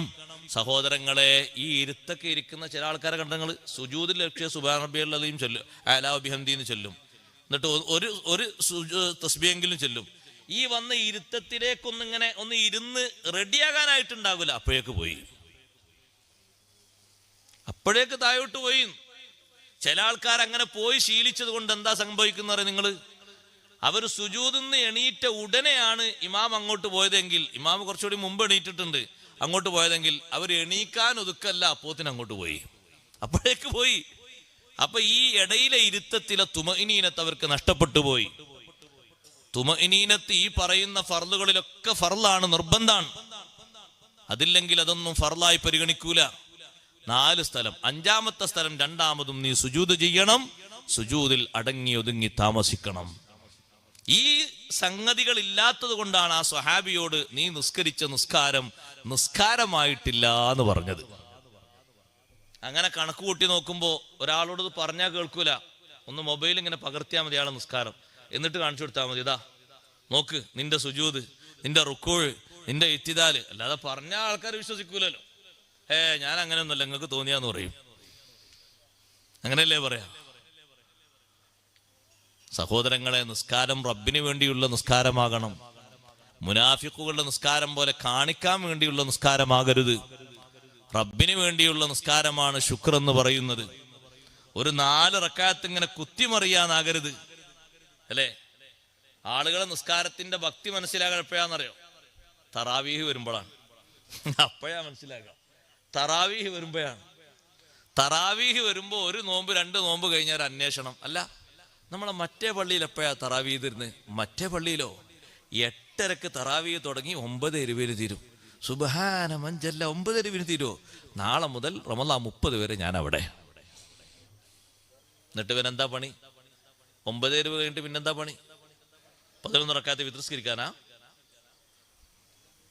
നിസ്കാരത്തിന് നല്ല ഭക്തിപൂർവം നിസ്കരിക്കണം. സമയം 2 മിനിറ്റ് കൂടുതൽ എടുത്താലും നിസ്കാരം സാവകാശം നിർവഹിക്കേണ്ട ഒരു അമലാണ്.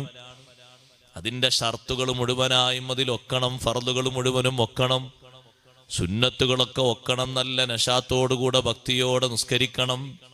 അഷ്റഫുൽ ഖൽഖ് മുഹമ്മദുർ റസൂലുള്ളാഹി സ്വല്ലല്ലാഹു അലൈഹി വസല്ലം തങ്ങൾ ഏറ്റവും അധികം സമയം ചെലവഴിച്ചത് നിസ്കാരത്തിലാണ്.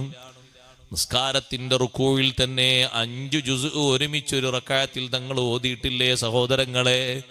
സൂറത്തുൽ ബഖറ ഓതി, ആലു ഇമ്രാൻ സൂറത്ത് ഓതി, സൂറത്തുൻ നിസാഉം ഓതി. മൊത്തം കൂട്ടി നോക്കൂ, 5 ജുസും ചില്ലറയുമുണ്ട്. ഇതൊക്കെ ഒറ്റ റക്അത്തിലാണ് തങ്ങൾ ഓതുന്നത്. സുബ്ഹാനല്ലാഹ്, നിസ്കാരത്തിൽ ഇത്രയും അധികം നേരം കളഞ്ഞ് നിസ്കരിച്ച ഒരു അമല്, ഇതുപോലെ നേരം ചെലവഴിച്ച് നിസ്കരിച്ചൊരു നിസ്കാരം വേറെ നമുക്ക് കാണാൻ കഴിയില്ല. ചന്ദ്രഗ്രഹണ നിസ്കാരവും സൂര്യഗ്രഹണ നിസ്കാരവും ഒക്കെ മദീന പള്ളിയിൽ നടന്നപ്പോ അതിന് 4 മണിക്കൂർ, 3 മണിക്കൂർ, 5 മണിക്കൂറൊക്കെ സമയം പിടിച്ചതുണ്ട്. സുന്നത്ത് നിസ്കാരങ്ങളാണ്, ഫർള് നിസ്കാരങ്ങളല്ല.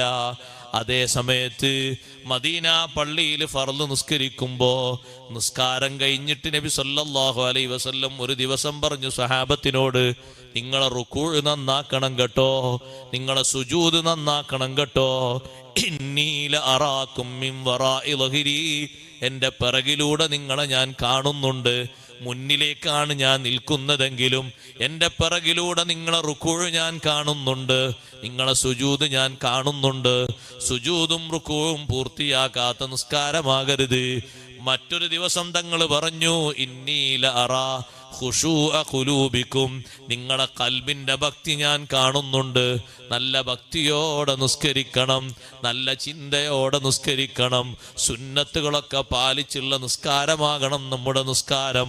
സഹോദരങ്ങളെ, ഫർള് നിസ്കാരങ്ങളുടെ എല്ലാ ഫർള് നിസ്കാരങ്ങളുടെയും ആദ്യത്തെ 2 റക്അത്തിൽ ഒറ്റക്ക് നിസ്കരിക്കുന്ന ആളാണെങ്കിൽ സൂറത്ത് ഓതൽ സുന്നത്തുണ്ട്.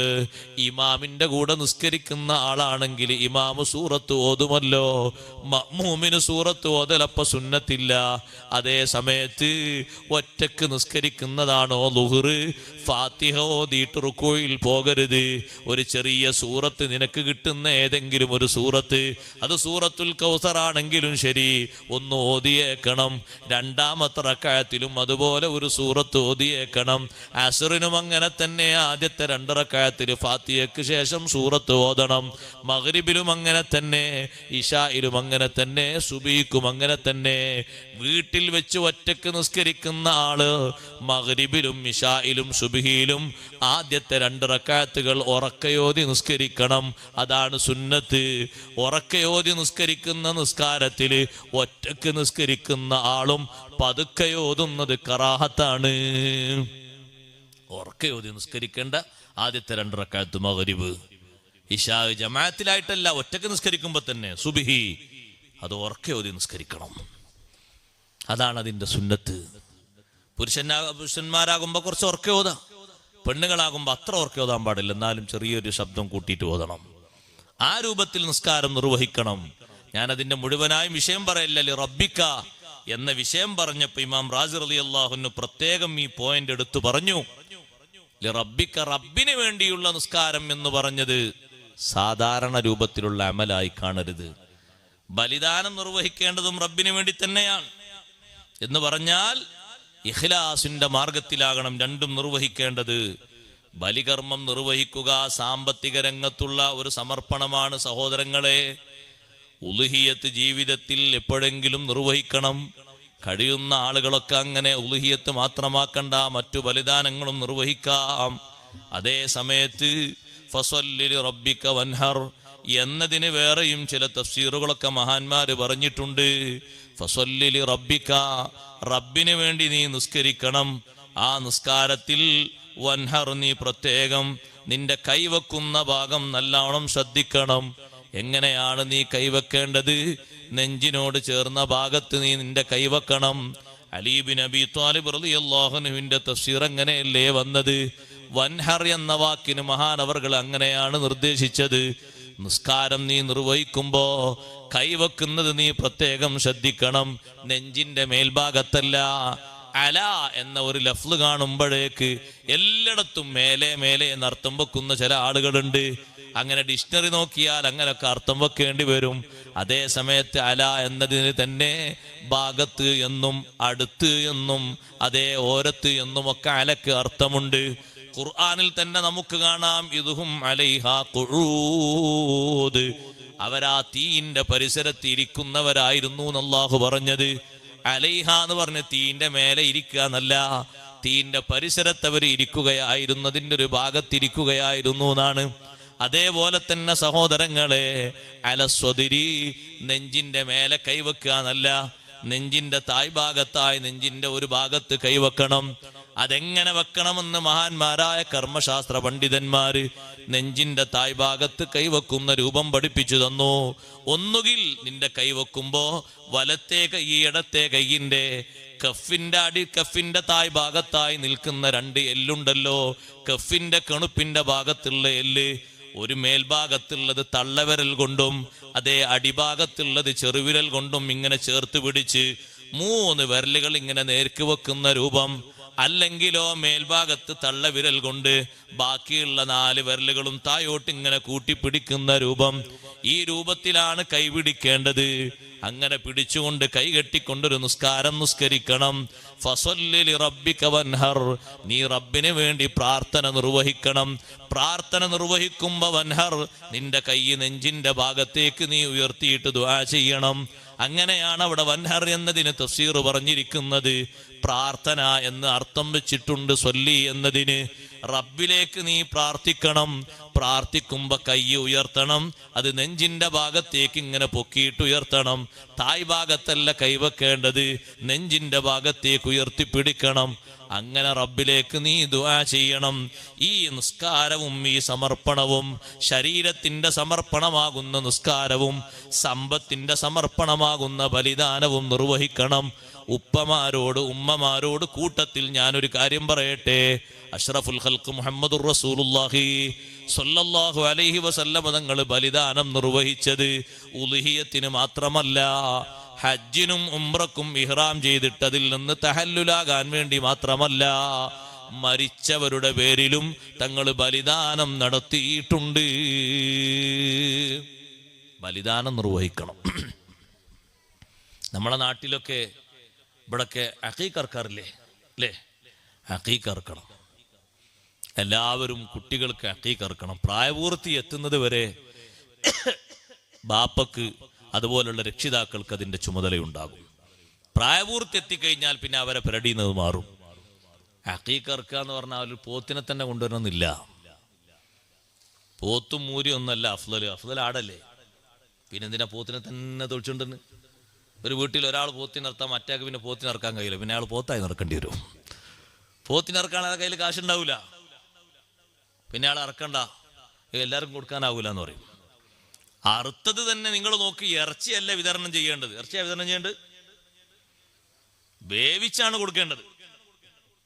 നല്ല ഒരു ആടിനെ അറുക്കുക, എന്നിട്ടത് വേവിച്ചിട്ട് കുടുംബക്കാരെയും അയൽക്കാരെയും ബന്ധപ്പെട്ടവരൊക്കെ വിളിച്ച് നല്ലൊരു ഭക്ഷണം ഉണ്ടാക്കി കൊടുക്കുക. അതാണ് ഉത്തമം. ആരായി പച്ചർച്ചി കൊടുക്കുന്ന സ്വഭാവം കൊണ്ടുവന്നത്? 2 കിലോ അങ്ങോട്ട്, 4 കിലോ ഇങ്ങോട്ട്, 2 കിലോ അങ്ങോട്ട്. അപ്പുറയിൽ 25 ആൾക്കാരുണ്ട്, 4 കിലോ അങ്ങോട്ട്. പച്ച ഇറച്ചി കൊടുക്കേണ്ട ഒരാളുണ്ട്. നമ്മുടെ നാട്ടിലുണ്ടോന്ന് അറിയില്ല, ഇവിടെ ഉണ്ടോന്ന് എനിക്കറിയില്ല. കാവിലത്ത് എന്ന് പറയും, ഞങ്ങളുടെ നാട്ടിലൊക്കെ പേറ്റിച്ചി എന്ന് പറയും. ഇവിടെ എന്താ പറയാ? ഇവിടുത്തെ പേര് പറയായിരിക്കും. പ്രസവം എടുക്കുന്ന പെണ്ണിന്, നെയ്സിനല്ല, വേറെ പെണ്ണ്. സുബ്ഹാന ജല്ല ജലാലു. പ്രസവം എടുക്കുന്ന പെണ്ണില്ലേ, പഴയ കാലത്തൊക്കെ ഉണ്ടായിരുന്നില്ലേ അല്ലേ? ഇപ്പോഴാരും പ്രസവിക്കല്ലേ, നിങ്ങളെന്തൊരു അത്ഭുതത്തോട് നോക്കുന്നത്. പ്രസവം ശുശ്രൂഷ ചെയ്യുന്ന പെണ്ണുങ്ങളുണ്ടാവും പഴയ കാലത്തൊക്കെ. അക്കീക്ക അറുക്കുമ്പോൾ ആ അക്കീക്കയുടെ ഒരു ഭാഗം, ഒരു കുറകൊന്നായിട്ട് പച്ചയായിട്ട് ആ പെണ്ണിന് കൊടുക്കണം. അവർക്കേ പച്ച കൊടുക്കേണ്ടതുള്ളൂ, ബാക്കിയുള്ളവർക്കൊക്കെ വേവിച്ചാ കൊടുക്കേണ്ടത്. ഇവിടെ എങ്ങനെ പച്ചറിച്ചാ കൊടുക്കല്? അതൊക്കെ മാറ്റണം. ഇനി തങ്ങൾ പാപ്പാന്റെ നേതൃത്വത്തിൽ ഇനി അക്കീക്ക അറുക്കുമ്പോൾ എല്ലാവരോടും പറയാം വേവിച്ചു കൊടുക്കാൻ. അക്കി അറുക്കണം, അങ്ങനെയാണ് വേണ്ടത്, അങ്ങനെയാണ് സുന്നത്ത്. അങ്ങനെയാണ് ആടിനെയാണ് അറുക്കേണ്ടത്. ആടിനല്ലേ നബി സല്ലല്ലാഹു അലൈഹി വസല്ലം തങ്ങളെ പേരിലുള്ള അക്കീക്ക തങ്ങൾ അറുത്തപ്പോൾ ആടിനല്ലേ അറുത്തത്? ആടിന്റെ മേലെ ഒട്ടകത്തെയാണ് അബ്ദുൽ മുത്തലിബ് അറുത്തത്. തങ്ങളെ അക്കീക്ക തങ്ങൾ തന്നെ അറുത്തിട്ടുണ്ട്. അക്കീക്ക ആവർത്തിക്കപ്പെടുന്ന സുന്നത്തല്ല. തങ്ങളുടെ ജന്മം അത് സന്തോഷിക്കേണ്ട ഒരു ജന്മമാണ് എന്ന് പഠിപ്പിക്കാനും കൂടിയാണ് തങ്ങളെ അക്കീക്ക തങ്ങൾ പിന്നെ അറുത്തത്. അല്ലെങ്കിൽ ഒരാൾ അക്കീക്ക ഒന്ന് അറുത്തിട്ട് പിന്നെ എന്തിനാ ആവർത്തിക്കേണ്ട ആവശ്യം? അക്കീക്ക ആവർത്തിക്കലുണ്ടോ? നിങ്ങൾ അക്കീക്ക കുപ്പാരടുത്തിട്ട് പിന്നെ നിങ്ങൾ അക്കീക്ക ഇറക്കലുണ്ടോ? പണിയായി.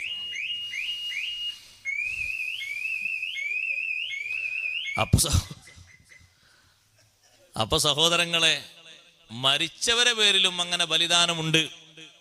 മരിച്ചവരെ പേരിൽ ഇറച്ചി വാങ്ങിയിട്ട് ആണ്ട് നടത്തിയാൽ പോരാ, പിന്നെയോ നല്ലൊരു മൃഗത്തെ അറുത്തിട്ട് തന്നെ മാംസവിതരണം നടത്തണം. കണ്ടില്ലേ നിങ്ങൾ, സയ്യിദുനാ റസൂലുള്ളാഹി സ്വല്ലല്ലാഹു അലൈഹി വസല്ലം തങ്ങൾ കൂടുതൽ കാലം ജീവിച്ച സഹധർമ്മിണിയാണ് സയ്യിദത്തുനാ ബീവി ഖദീജ റളിയല്ലാഹു അൻഹാ. തങ്ങളുടെ ഹയാത്ത് കാലത്ത് തന്നെ വഫാത്തായ മഹദിയല്ലേ.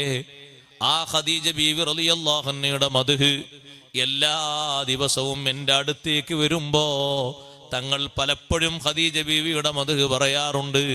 25 കൊല്ലത്തെ ജീവിതത്തിന്റെ കഥകൾ പറയാനുണ്ട്. ഇടക്കിടക്ക് ആ മദ്ഹ് തങ്ങൾ പറയും. ചിലപ്പോഴൊക്കെ ആടിനെ അറുത്തിട്ട് അതിന് കഷ്ണങ്ങളാക്കിയിട്ട് ഓരോ ഭാഗം ഖദീജ റളിയല്ലാഹു അൻഹയുടെ കൂട്ടുകാരികളിലേക്ക്, അതേ ഖദീജ ബീവിയുടെ പരിചയക്കാരായ മഹദികളിലേക്ക് കൊടുത്തയക്കാറുണ്ട്. ബാപ്പമാരുടെ ഉമ്മമാരുടെ ആണ്ട് നടത്തുന്ന ആളുകളോട് ഞാൻ പറയട്ടെ, അവിടെയും ഒരു ബലിദാനം സുന്നത്തായി കിടക്കുന്നുണ്ട്. ബലിദാനം സുന്നത്തായി ഉള്ള ഏതെല്ലാം മേഖലകളുണ്ടോ അവിടെയൊക്കെ ബലിദാനം നിർവഹിക്കുന്നത് റബ്ബിന് വേണ്ടി തന്നെയാണ്. നേരത്തെ അത് പറഞ്ഞതുകൊണ്ട് പിന്നെയും ആവർത്തിച്ച് പറയേണ്ടതില്ലല്ലോ. ഫസല്ലി ലിറബ്ബിക വൻഹർ, നല്ല മൃഗത്തെ നോക്കിയിട്ട് ഉളുഹിയത്ത് അറുക്കണം. അതേ ഉളുഹിയത്ത് അറുക്കാൻ ഏറ്റവും ശ്രേഷ്ഠതയുള്ള മൃഗത്തെ നോക്കി, നല്ല തടിച്ചു കൊയ്ത്ത മൃഗത്തെ നോക്കിയിട്ട് ഒരാൾക്ക് ഒന്ന് തന്നെ ആകുന്ന രൂപത്തിൽ 7 ആള് പങ്കുചേരാൻ പറ്റുന്ന മൃഗത്തെ ഒരാൾ തന്നെ അയാളെ വകയായി വാങ്ങിയിട്ട് ഉളുഹിയത്ത് അറുക്കുന്നതാണ് നല്ലത്. ഈ ഉളുഹിയത്ത് അറുക്കുന്ന മൃഗങ്ങളൊക്കെ നല്ല രൂപത്തിൽ തടിച്ചു കൊഴുത്തതിനെ നോക്കിയിട്ട് വാങ്ങണം. ഫഇന്നഹാ മതായാകും, നബി സല്ലല്ലാഹു അലൈഹി വസല്ലം പറഞ്ഞു, നിങ്ങൾ ഖബറിൽ നിന്ന് എഴുന്നേറ്റ് വരുമ്പോ മഹ്ശറിലേക്ക് പോകാനുള്ള വാഹനങ്ങളാണത്. ഓരോരുത്തരുടെയും ഖബറിന്റെ സമീപത്ത് അവര് ബലിദാനം നിർവഹിച്ച ഉളുഹിയത്തിന്റെ മൃഗങ്ങൾ വന്നു നിൽക്കും. അതിന് നല്ല മെച്ചപ്പെട്ട മൃഗങ്ങളെ നോക്കിയിട്ട് ഉളുഹിയത്ത് അറുക്കണം. നല്ല നിലവാരമുള്ള, നല്ല വിലയുള്ള, നല്ല മാംസമുള്ള മൃഗങ്ങളെ നോക്കിയിട്ട് ഉളുഹിയത്ത് അറുക്കണം. ബലിദാനം നിർവഹിക്കുന്നതും ഒരു ശ്രേഷ്ഠമായ അമലാണ്, സാമ്പത്തിക രംഗത്തുള്ള ഒരു സമർപ്പണമാണ്. രണ്ടും ഹബീബ് സല്ലല്ലാഹു അലൈഹി വസല്ലം തങ്ങൾ ഇഷ്ടം പോലെ സമ്പത്ത് സമർപ്പിച്ച് നമ്മളൊക്കെ കേട്ടിട്ടില്ലേ? തങ്ങൾ വഫാത്തായി പോകുന്ന സമയത്ത് വരെ ഒരൊറ്റ പൈസയും ഡെപ്പോസിറ്റ് ഇല്ല.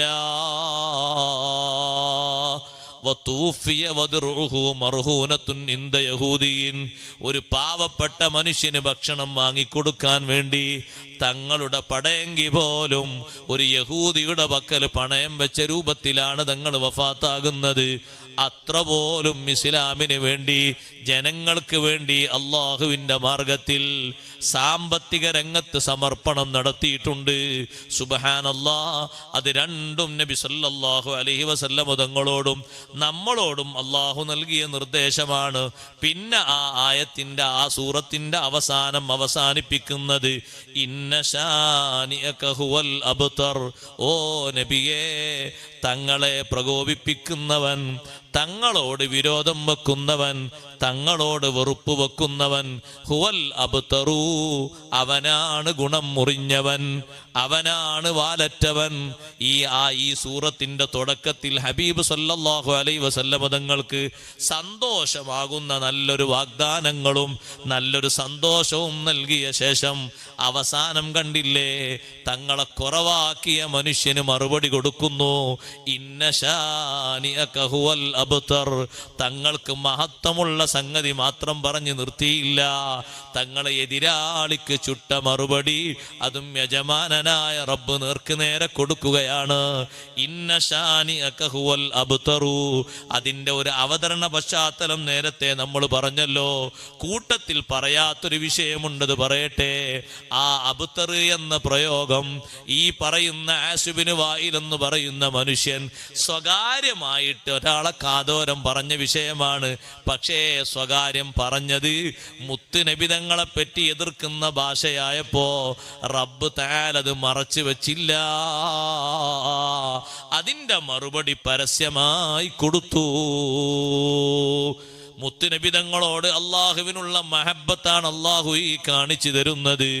അവര് കാതോരം പറഞ്ഞ വിഷയമാണ് അള്ളാഹു പുറത്തെടുത്ത് വെളിവാക്കിയത്. ഇന്ന ശാനിഅക ഹുവൽ അബ്തറു. തങ്ങളോട് വിരോധം വെക്കുന്ന ആള്, തങ്ങളോട് എതിർപ്പ് വെക്കുന്ന ആള്, ഹുവൽ അബ്തറു, അവനാണ് നബിയെ ഗുണം മുറിഞ്ഞവൻ. അതേ സഹോദരങ്ങളെ, സ്വകാര്യം പറഞ്ഞത് അള്ളാഹു വെളിവാക്കിയപ്പോ അവർക്കെല്ലാവർക്കും വലിയ അതിശയമായി, ഒരത്ഭുതം തന്നെയല്ലേ. കാതോരം പറഞ്ഞ വിഷയം മറുപടിയായിട്ട് നബി സല്ലല്ലാഹു അലൈഹി വസല്ലം തങ്ങൾ അവരെ മുന്നിൽ ഓതിക്കൊടുക്കുകയാണ്. അതേ, അവനാണ് ഗുണം മുറിഞ്ഞവൻ, അവനാണ് കുറ്റിയറ്റവൻ, അവനാണ് വാലുമുറിഞ്ഞവൻ. കൂട്ടത്തിൽ നമുക്ക് പഠിക്കാൻ ഒരുപാട് വിഷയങ്ങളുണ്ട്. ഞാൻ ചുരുക്കി പറയട്ടെ ഈ വിഷയത്തെ സംബന്ധിച്ച്. അബ്തർ എന്ന് പറഞ്ഞവർ പലരും ഉണ്ട്. ആസുബിന് വായിലാണ് ഈ വാക്ക് ഏറ്റവും ആവർത്തിച്ചു പറഞ്ഞവൻ. അതുകൊണ്ടാണ് പല റിപ്പോർട്ടിലും അവനെപ്പറ്റിയാണ് ഈ ആയത്ത് ഇറങ്ങിയത്, ഈ സൂറത്ത് ഇറങ്ങിയത് എന്ന് പറഞ്ഞിട്ടുണ്ട്. ഇതേ ഭാഷ നബിതങ്ങളെ പറ്റി അബൂലഹബ് പറഞ്ഞിട്ടുണ്ട്. ചില പണ്ഡിതന്മാര് അബൂലഹബിന്റെ വിഷയത്തിലാണ് ഇത് ഇറങ്ങിയത് എന്ന് പറഞ്ഞിട്ടുണ്ട്. ഉഖ്ബത്ത് ബിൻ അബീ മുഅയ്ത് എന്ന് പറയുന്ന നീചനായ മനുഷ്യൻ, അവനും ഇതേ പ്രയോഗം മുത്ത് നബിതങ്ങളെ പറ്റി നടത്തിയിട്ടുണ്ട്. അവന്റെ വിഷയത്തിലാണ് ഈ ആയത്ത് ഇറങ്ങിയത് എന്ന് പറഞ്ഞിട്ടുണ്ട്. ഇരിക്കട്ടെ, മൊത്തത്തിൽ സത്യനിഷേധികളായ ആളുകൾ ഹബീബ് സല്ലല്ലാഹു അലൈഹി വസല്ലം തങ്ങളെ സംബന്ധിച്ച് ഇങ്ങനെ ഒരു വാക്ക് പറഞ്ഞപ്പോ അള്ളാഹു മറുപടി കൊടുത്ത ശൈലി കണ്ടോ. തങ്ങൾ ഒരിക്കലും ഗുണം മുറിഞ്ഞ ആളല്ല. ഇന്നാ അഅ്തൈനാകൽ കൗസർ, മുറിയാത്ത അനുഗ്രഹങ്ങൾ, അതേ എണ്ണം കണക്കാക്കാൻ കഴിയാത്ത ധാരാളം സന്തോഷങ്ങൾ തങ്ങൾക്ക് തന്നു കഴിഞ്ഞു നബിയേ. തങ്ങളെ എതിർത്തവൻ, തങ്ങളെ ആരോപിച്ചവൻ, തങ്ങളെ കുറ്റം പറഞ്ഞവൻ, അവനാണ് ഗുണം മുറിഞ്ഞവൻ, അവനാണ് പരമ്പര മുറിഞ്ഞവൻ, അവനാണ് നാശമുള്ള ആള്. അവനെ സംബന്ധിച്ചല്ലേ അല്ലാഹു തആല ഈ പറഞ്ഞത്. ആ കൂട്ടത്തിൽ ഹബീബ് റസൂലുള്ളാഹി സ്വല്ലല്ലാഹു അലൈഹി വസല്ലമ തങ്ങളെ അബ്തർ എന്ന് വിളിച്ച ആളുകളെ എണ്ണി പറഞ്ഞപ്പോ അബൂജഹലിനെയും പണ്ഡിതന്മാര് എണ്ണി പറയുന്നുണ്ട്. അബൂജഹൽ തന്റെ വീട്ടില് തന്റെ അനുയായികളെ വിളിച്ചിട്ട് നല്ലൊരു സൽക്കാരം സംഘടിപ്പിച്ചു. സൽക്കാരം സംഘടിപ്പിച്ചിട്ട് പിന്നവൻ പ്രസംഗിക്കാൻ വേണ്ടി എഴുന്നേറ്റു. നല്ല ഒരു സദ്യ ഉണ്ടാക്കിയിട്ട് പ്രസംഗിക്കാൻ വേണ്ടി എണീറ്റപ്പോ നബി സല്ലല്ലാഹു അലൈഹി വസല്ലമ തങ്ങളെ സംബന്ധിച്ച് ഇതേ ഭാഷ അവനും പ്രയോഗിച്ചിട്ട് പിന്നെ ആവേശത്തോടെ അവൻ പറഞ്ഞു, എല്ലാവരും എഴുന്നേൽക്കൂ, എന്റെ നേതൃത്വത്തിൽ നമുക്കെല്ലാവർക്കും ഒന്ന് പോകാം. ആരിലേക്ക്? മുഹമ്മദുർ റസൂലുള്ളാഹി സ്വല്ലല്ലാഹു അലൈഹി വസല്ലം തങ്ങളുടെ അടുത്തേക്ക്. തങ്ങൾ എവിടെയാണുള്ളത്? ഖദീജ ബീവി റളിയല്ലാഹു അൻഹയോടൊപ്പം മക്കയിൽ താമസിക്കുന്നുണ്ട്. മക്കയിൽ വെച്ചാണ് ഈ സംഭവം നടക്കുന്നത്. എന്നിട്ട് വൗസാരിഹു, മുഹമ്മദിനോട് ഞാനൊന്ന് ഗുസ്തി കൂടിയിട്ട് ഒന്ന് തള്ളിയിട്ട് പരാജയപ്പെടുത്തും. ആ സദസ്സിൽ വെച്ച് നല്ല ഊക്കോട് അബൂജഹൽ പറഞ്ഞതാണ്, ഇന്നൊന്ന് ഗുസ്തി പിടിച്ച് മല്ല് പിടിച്ചിട്ട് തള്ളിയിട്ട് വീഴ്ത്തിയിട്ട് നിങ്ങൾക്കൊക്കെ ചിരിക്കാനും സന്തോഷിക്കാനും കൂക്കി വിളിക്കാനും ഒരു അവസരം ഉണ്ടാക്കി തരാം, എല്ലാവരും എണീക്കിന്ന് പറഞ്ഞു. ഭക്ഷണം കഴിച്ച് ഈ പ്രസംഗത്തിലൊക്കെ ത്രില്ല് പിടിച്ച ആൾക്കാർ എണീറ്റു. അബൂജഹലാണെങ്കിൽ നല്ല ആരോഗ്യവാനുമാണ്, നല്ല തടിമാടനുമാണ്. പക്ഷെ എത്ര ആരോഗ്യവാന്മാർ വന്നാലും അഷ്റഫുൽ ഖൽഖ് റസൂലുള്ളാഹി സ്വല്ലല്ലാഹു അലൈഹി വസല്ലം തങ്ങളോട് ജയിക്കാൻ പറ്റുന്ന ഒരൊറ്റ ആരോഗ്യവാനും അറേബ്യയിൽ ജനിച്ചിട്ടില്ല. അന്നത്തെ കാലത്ത് ഒരൊറ്റൊന്നും അങ്ങനെ ഉണ്ടായിട്ടില്ല. മുമ്പെത്ര അനുഭവങ്ങൾ അവിടെ ഉണ്ട് മക്കയിൽ. ഇതേപോലത്തെ എത്ര ആൾക്കാരുണ്ടായിരുന്നു. വെല്ലുവിളിച്ചിരുന്ന ആൾക്കാരെ കൂട്ടത്തിൽ ഒരാളല്ലായിരുന്നു റുക്കാൻ ഇബ്നു യസീദ് എന്ന് പറയുന്ന മനുഷ്യൻ. റുക്കാനത്ത് ഇബ്നു യസീദ്. അവനെ തോൽപ്പിക്കാൻ പറ്റിയ ഒരൊറ്റ ആളുമില്ലേന്നു. പക്ഷെ അവനെ തള്ളിയിട്ട് ആകെ ഒരാളുള്ളത് മുഹമ്മദ് റസൂലുള്ളാഹി സ്വല്ലല്ലാഹു അലൈഹി വസല്ലം. തങ്ങൾ ഒന്നിങ്ങനെ കൈവച്ചിട്ട് ഒന്നിങ്ങനെ തള്ളി വീഴ്ത്തിയപ്പോ റുക്കാന ചോദിച്ചു, ഞാൻ വീണോ? അവനെന്നെ ഒരു സംശയം, ഞാൻ വീണോന്ന്. കാരണം ഇത്ര പെട്ടെന്നല്ലേ വീഴ്ത്തിയത്. രണ്ടാമത്തെ ചാൻസ് കൂടി ആവർത്തിച്ച് ചോദിച്ചു. നബി സല്ലല്ലാഹു അലൈഹി വസല്ലം രണ്ടാമത്തെ ചാൻസും ആകാം, നീ ഒരുങ്ങിക്കോ, ഞാൻ സാവകാശം തരാം.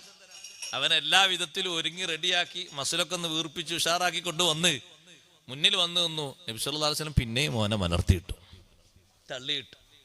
2ഉം 3ഉം തവണ ഒക്കെ തള്ളിയിട്ടപ്പോഴും അവൻ പരാജയപ്പെട്ടോ എന്ന് സമ്മതിക്കാനൊരു പ്രയാസം. അങ്ങനെ ഉണ്ടാവുമല്ലോ. മുമ്പൊക്കെ ജയിച്ച ആൾക്കാർ ഒരിക്കൽ തോറ്റാൽ ഞാൻ തോറ്റോ എന്ന് അയാളെന്നെ ചോദിക്കൂലേ. തെരഞ്ഞെടുപ്പിൽ തോറ്റാലല്ലാതെ തോറ്റ ഞാൻ തോറ്റോ, അയാൾക്ക് തന്നെ ഒരു സംശയം, തോറ്റോന്ന് സമ്മതിക്കാണ്ട് കഴിയൂല. അതേപോലെ റുക്കാനയും ചോദിച്ചു, ഞാൻ തോറ്റോ, ഞാൻ തള്ളി വീണോ? അതെ, നീ തള്ളി 3 പ്രാവശ്യം നീ താഴോട്ട് വീണില്ലേ. പക്ഷെ ഇങ്ങനൊക്കെ വീഴ്ത്തിയിട്ടും ആ റുക്കാനക്ക് ഹബീബ് റസൂലുള്ളാഹി സ്വല്ലല്ലാഹു അലൈഹി വസല്ലം തങ്ങളെ സമ്മതിക്കാനോ വിശ്വസിക്കാനോ റുക്കാനക്ക് കഴിഞ്ഞില്ല. റുക്കാനന്റെ അതേ റൂട്ടിൽ വന്ന റുക്കാനക്ക് ഒരു മകനുണ്ടായിരുന്നു. ആ മകൻ നല്ല ആരോഗ്യവാനായിട്ട്, നല്ല ചെറുപ്പക്കാരനായി, നല്ല തുടിപ്പോടെ വന്നിട്ട് പലരും പറഞ്ഞു, നിന്റെ വാപ്പയെ ആകെ അവിടെ വീഴ്ത്തിയിട്ട് ഈ മക്കത്ത് വീഴ്ത്തിയ ഒരാളെ ഉള്ളൂ, അത് മുഹമ്മദ് റസൂലുള്ളാഹി സ്വല്ലല്ലാഹു അലൈഹി വസല്ലം, വേറെ ആരുമില്ല. അപ്പം മകൻ വന്നിട്ട് അള്ളാഹുവിന്റെ റസൂലിനെ വെല്ലുവിളിച്ചു, വാപ്പാനെ പോലെ എന്നെ വീഴ്ത്താൻ കഴിയുന്നു നോക്കണ്ടട്ടോ, അതിന് ഒരുക്കുണ്ടെങ്കിൽ ഇങ്ങോട്ട് വരീന്ന് പറഞ്ഞു. നബി സല്ലല്ലാഹു അലൈഹി വസല്ലം പറഞ്ഞു, ഒരുക്കമാണ്, പക്ഷെ വാപ്പയെ പോലെ സൗജന്യമായിട്ടുള്ള വിഷയത്തിന് ഞാനില്ല. നീ തോൽക്കുകയാണെങ്കിൽ അതിന് പകരം ഇവിടെ ഒരു സംഗതി തരണം. അത് പന്തയല്ല, ഞാൻ പന്തയെന്ന് പേര് പറയണ്ട, തോൽവി സമ്മതിക്കാൻ വേണ്ടി ഒരു കണ്ടീഷൻ. 1ാമത്തെ പ്രാവശ്യം നീ തോറ്റു, നീ താഴെ വീണു എങ്കിൽ ഒരു 100 ഒട്ടകം. 2ാമത്തേലും നീ തോൽക്കുകയാണെങ്കിൽ 100 പോരാ 200. 3ാമത്തേലും നീ തോൽക്കുകയാണെങ്കിൽ 100 പോരാ 200 പോരാ 300. അവൻ പറഞ്ഞു റെഡി, നല്ല പണക്കാരനാണ്, ആ റെഡിന്ന്. റുക്കാനയുടെ മകൻ വന്നു. നബി സല്ലല്ലാഹു അലൈഹി വസല്ലം തങ്ങൾ വീട്ടിൽ നിന്ന് ഇങ്ങനെ ഇറങ്ങി വന്നു. ആളുകളൊക്കെ ചുറ്റുഭാഗത്ത് നോക്കി നിൽക്കല്ലേ. നല്ല തടിമാടനും നല്ല മല്ലനുമായ റുക്കാനയുടെ മകനെ ഹബീബ് സല്ലല്ലാഹു അലൈഹി വസല്ലം പതുക്കെ ഒന്ന് തൊട്ടു, താഴെ വീണു. ഒന്നിങ്ങനെ തടവിയിട്ടേ ഉള്ളൂ, പിടിച്ചു നിൽക്കാൻ കഴിഞ്ഞില്ല, താഴെ വീണു. 2 കാലും തെറ്റിപ്പോയി, നൃത്തം കിട്ടിയില്ല, താഴെ വീണു. താഴെ വീണപ്പോ വാപ്പ പറഞ്ഞപ്പോൾ തന്നെ പറഞ്ഞു, റുദിയാ മുഹമ്മദ്, ഒന്നുകൂടി ഒരൊറ്റ തവണ, ഒരു ചാൻസ് കൂടി. ശരി, കണ്ടീഷൻ നീ അംഗീകരിക്കൂല? അംഗീകരിക്കും. 1ാമതിപ്പോ 100 ഒട്ടകം പോയി. 2ാമതും മറിച്ചിട്ടു, 2ാമതും തള്ളിയിട്ടു. 3ാമതും ചാൻസ് ചോദിച്ചു, 3ാമതും തള്ളിയിട്ടു. 3 പ്രാവശ്യം ഇങ്ങനെ തള്ളി താഴെ വീണപ്പോ എഴുന്നേറ്റ് നിന്നിട്ട് മകൻ പറഞ്ഞു, ഉറപ്പായിട്ടും എനിക്ക് മനസ്സിലായി, ഹഖൻ, ഞാൻ ഉറപ്പിച്ചു പറയുന്നു, അഷ്ഹദു അന്നക റസൂലുള്ളാഹ്, തങ്ങൾ അല്ലാഹുവിന്റെ റസൂലാണ് ഞാൻ സാക്ഷ്യപ്പെടുത്തി ഉറപ്പിച്ചു പറയാം. എനിക്ക് ഉറപ്പായി. കാരണം ഒരുപാട് മല്ലന്മാരോട് ഞാൻ അവിടെ നോക്കിയിട്ട് ആരും ജയിക്കാൻ പറ്റിയ ഒരാളെ ഇതുവരെ ഞാൻ കണ്ടിട്ടില്ല. ഇത്രയും പ്രായത്തിലും അള്ളാഹു തങ്ങൾക്ക് തന്നൊരു ഖുവ്വത്ത്, ആരോഗ്യം, അത് ചില്ലറ ആരോഗ്യമല്ല, വല്ലാത്ത ആരോഗ്യം തന്നെയാണ്. ഇതേ രൂപത്തിൽ മല്ല് പിടിക്കാനാണ് അബൂജഹൽ ഈ സദ്യക്ക് വന്ന ആൾക്കാരൊക്കെ കൊണ്ടുപോകുന്നത്. ഹബീബ് സല്ലല്ലാഹു അലൈഹി വസല്ലം തങ്ങളെ വിളിച്ചു. ഖദീജ ബീവിന്റെ വീട്ടിലുണ്ട് തങ്ങള്. എവിടെ വരാൻ പറയുന്നു. അപ്പൊ നബി സല്ലല്ലാഹു അലൈഹി വസല്ലം തങ്ങൾ പറഞ്ഞു ശരി. അതിന് കുഴപ്പമൊന്നുമില്ല, മൽപ്പിടുത്തം നടത്താനല്ലേ. പക്ഷെ എല്ലാ സ്ഥലത്തും ഇങ്ങനെ ഓടിപ്പാഞ്ഞ് മൽപ്പിടുത്തം നടത്താനും ഞാനില്ല. ഖദീജ ബീവി റളിയല്ലാഹു അൻഹ ഒരു വിരിപ്പ് അങ്ങോട്ട് കൊടുത്തു. ഈ വിരിപ്പിന്റെ ഉള്ളിലാകണം പരിപാടി. മറ്റേതിങ്ങനെ ഒരു കളം വരക്കാതെ എല്ലോട്ടും പോലെ ഒരു പ്രത്യേക കളം ഉണ്ടാകല്ലേ. കൈ പിടിക്കുന്നവർക്കും ഗുസ്തി പിടിക്കുന്നവർക്കും ഒരു പ്രത്യേക സ്റ്റേജ് ആണല്ലോ. അതിന്റെ ഉള്ളിൽ നിന്ന് വേണം അങ്ങോട്ടും ഇങ്ങോട്ടും പോയാൽ സംഗതി പോയി. ഒരു വിരിപ്പ് അങ്ങോട്ട് വിരിച്ചു. അങ്ങനെ നബി സല്ലല്ലാഹു അലൈഹി വസല്ലം തങ്ങളെ മൽപിടുത്തം നടത്താൻ വേണ്ടി അബൂജഹൽ മുന്നോട്ട് വന്നു. ഹബീബ് സല്ലല്ലാഹു അലൈഹി വസല്ലം പെട്ടെന്ന് വീത്താതെങ്ങനെ നിന്നു കൊടുത്തു. അബൂജഹൽ കഴിവിന്റെ പരമാവധി പരിശ്രമിച്ചു തള്ളിയിടാൻ വേണ്ടി. എന്തൊരു ശ്രമാന്നറിയോ? അപ്പുറത്തും ഇപ്പുറത്തും നിൽക്കുന്ന ആളുകൾ നോക്കുന്നുണ്ട്. പിടിച്ച ഒരു കൈ ഒന്നങ്ങോട്ട് ചലിപ്പിക്കാൻ പോലും അബൂജഹലിന് കഴിയുന്നില്ല. എല്ലാത്തരം ശ്രമങ്ങളും നടത്തിയിട്ട് അബൂജഹൽ വിയർക്കുന്നുണ്ട്. ഹബീബ് സല്ലല്ലാഹു അലൈഹി വസല്ലം നിന്നതേ ഒരു നൃത്തം കൊടുക്കുന്നു. എല്ലാവരും നല്ലോണം ഒന്ന് കാണട്ടെ എന്ന് കരുതി നബിതങ്ങളൊന്ന് സാവകാശം കൊടുക്കാണ്. വിയർക്കുന്നതും കഷ്ടപ്പെടുന്നതും ഒന്ന് കാണട്ടെ. കഴിവിന്റെ പരമാവധി ഇവൻ അധ്വാനിക്കട്ടെ. കഴിവിന്റെ പരമാവധി പിടിച്ച് അധ്വാനിച്ച് റെഡിയാക്കാൻ നോക്കി. പക്ഷേ കഴിയണ്ടേ, ഒരു നിലക്കും ഒന്ന് തെറ്റിക്കാൻ പോലും കഴിയുന്നില്ല. ഒരൊറ്റ തള്ളല് കൊടുത്തു. അബൂജഹൽ താഴെ വീണു. വബഖിയ നബിയ്യു സല്ലല്ലാഹു അലൈഹി വസല്ലം വാഖിഫൻ കൽ ജബലി. മല പോലെ അള്ളാഹുവിന്റെ ഹബീബ് ഉറച്ചു നിൽക്കുകയാണ്. നിന്നിടത്തുനിന്ന് കാലിന്റെ ഒരു പാദം ഒന്ന് അങ്ങോട്ടോ ഇങ്ങോട്ടോ തെറ്റിയിട്ട് പോലുമില്ല. രണ്ടാമതും നബി സല്ലല്ലാഹു അലൈഹി വസല്ലം തങ്ങളെ ലക്ഷ്യം വെച്ചവൻ വന്നപ്പോ ഹബീബ് സല്ലല്ലാഹു അലൈഹി വസല്ലം ഒരു കൊട്ട് കൊടുത്തു. നെഞ്ചിന്റെ ഭാഗത്തേക്ക് ഒരു കൊട്ട് കൊടുത്തപ്പോ മലർത്തിയടിച്ചവൻ വീണുപോയി. ഉറപ്പ് കിട്ടിയില്ല. മൂന്നാമതും വെല്ലുവിളിച്ച് വന്നപ്പോ നബി സല്ലല്ലാഹു അലൈഹി വസല്ലം പറഞ്ഞു, എന്നാ ഇനി ഇടത്തെ കൈ കൊണ്ട് നോക്കാം. ഇടത്തെ കൈ കൊണ്ട് നോക്കാന്ന് പറഞ്ഞപ്പോ അബൂജഹലിന് പ്രതീക്ഷ അങ്ങനെയാണല്ലോ. വലത്തെ കൈയിന്റെ ആ ബലം ഇടത്തെ കൈന് ഉണ്ടാകൂലെന്ന് കരുതിയിട്ടല്ലേ വരുന്നത്. നല്ല ഊക്കില് വന്നു. ആ ഇടത്തെ കൈ ഉണ്ടോ നോട്ടം നോക്കാം. എന്ത് ഇടത്തെ കൈ കൊണ്ട് നോക്കിയിട്ട്? ഇടത്തെ കൈ കൊണ്ട് നോക്കാം. എന്തേ അങ്ങനെ പറയാൻ കാരണം? നിന്നെ തള്ളിയിടാൻ ഇടത്തെ കൈയും മതി. പിന്നെ ഇടത്തെ കൈ സാധാരണ ഉപയോഗിക്കുന്നതൊക്കെ മലിനമായ സംഗതികൾ വൃത്തിയാക്കാനല്ലേ. നീ ഒരു മലിനമായ അവസ്ഥയിലല്ലേ ഇപ്പൊ ജീവിക്കുന്നത്. നീ മുശിരിക്കല്ലേ. അതുകൊണ്ട് നിനക്ക് നല്ലത് ഇടത്തെ കൈയാണ്, വലത്തെ കൈയല്ല. ഇടത്തെ കൈ കൊണ്ട് പിടിച്ചു. അതേ രൂപത്തിൽ തന്നെ അനങ്ങാൻ കഴിയാതെ ലാസ്റ്റ് ഘട്ടത്തിൽ അവനെ തള്ളിയിട്ടു. ഇളുബ്യനായി അവന്റെ ആളുകളെയും കൊണ്ട് അവൻ അവിടെ നിന്ന് പോയി. എന്നാലും തോറ്റു എന്ന് പറയാനോ സമ്മതിക്കാനോ അവൻ ധൈര്യപ്പെട്ടില്ല. സഹോദരങ്ങളെ അവന്റെ ആളുകളെയും കൂട്ടി അവനങ്ങ് പോയി. ഇന്ന ശാനിഅക ഹുവൽ അബ്തറു. നബിയെ, തങ്ങളെ ആരോപിക്കുന്നവൻ, തങ്ങളെ കുറ്റം പറയുന്ന ആള്, തങ്ങളോട് വിരോധം വെക്കുന്ന ആള്, തങ്ങളെ വെറുപ്പിക്കുന്ന ആള്, ഹുവൽ അബ്തറു, അവൻ ഗുണം മുറിഞ്ഞവനാണ്.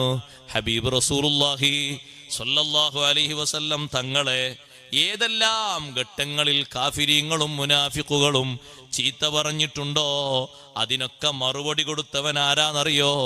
റബ്ബ് സുബ്ഹാനഹു വ തആലയാണ്. ഒരു ടൈമും കാത്തു നിൽക്കാതെ, ഒരു സമയവും വൈകിപ്പിക്കാതെ ഉടനെ തന്നെ മറുപടി കൊടുത്തു. മഹാന്മാരായ ഖുർആൻ പണ്ഡിതന്മാര് പറയുന്നു, ഫഇന്നൽ ഹബീബ ഇദാ സമിഅ മൻ യശ്തിമു ഹബീബഹു തവല്ലാ ബിനഫ്സിഹി ജവാബഹു.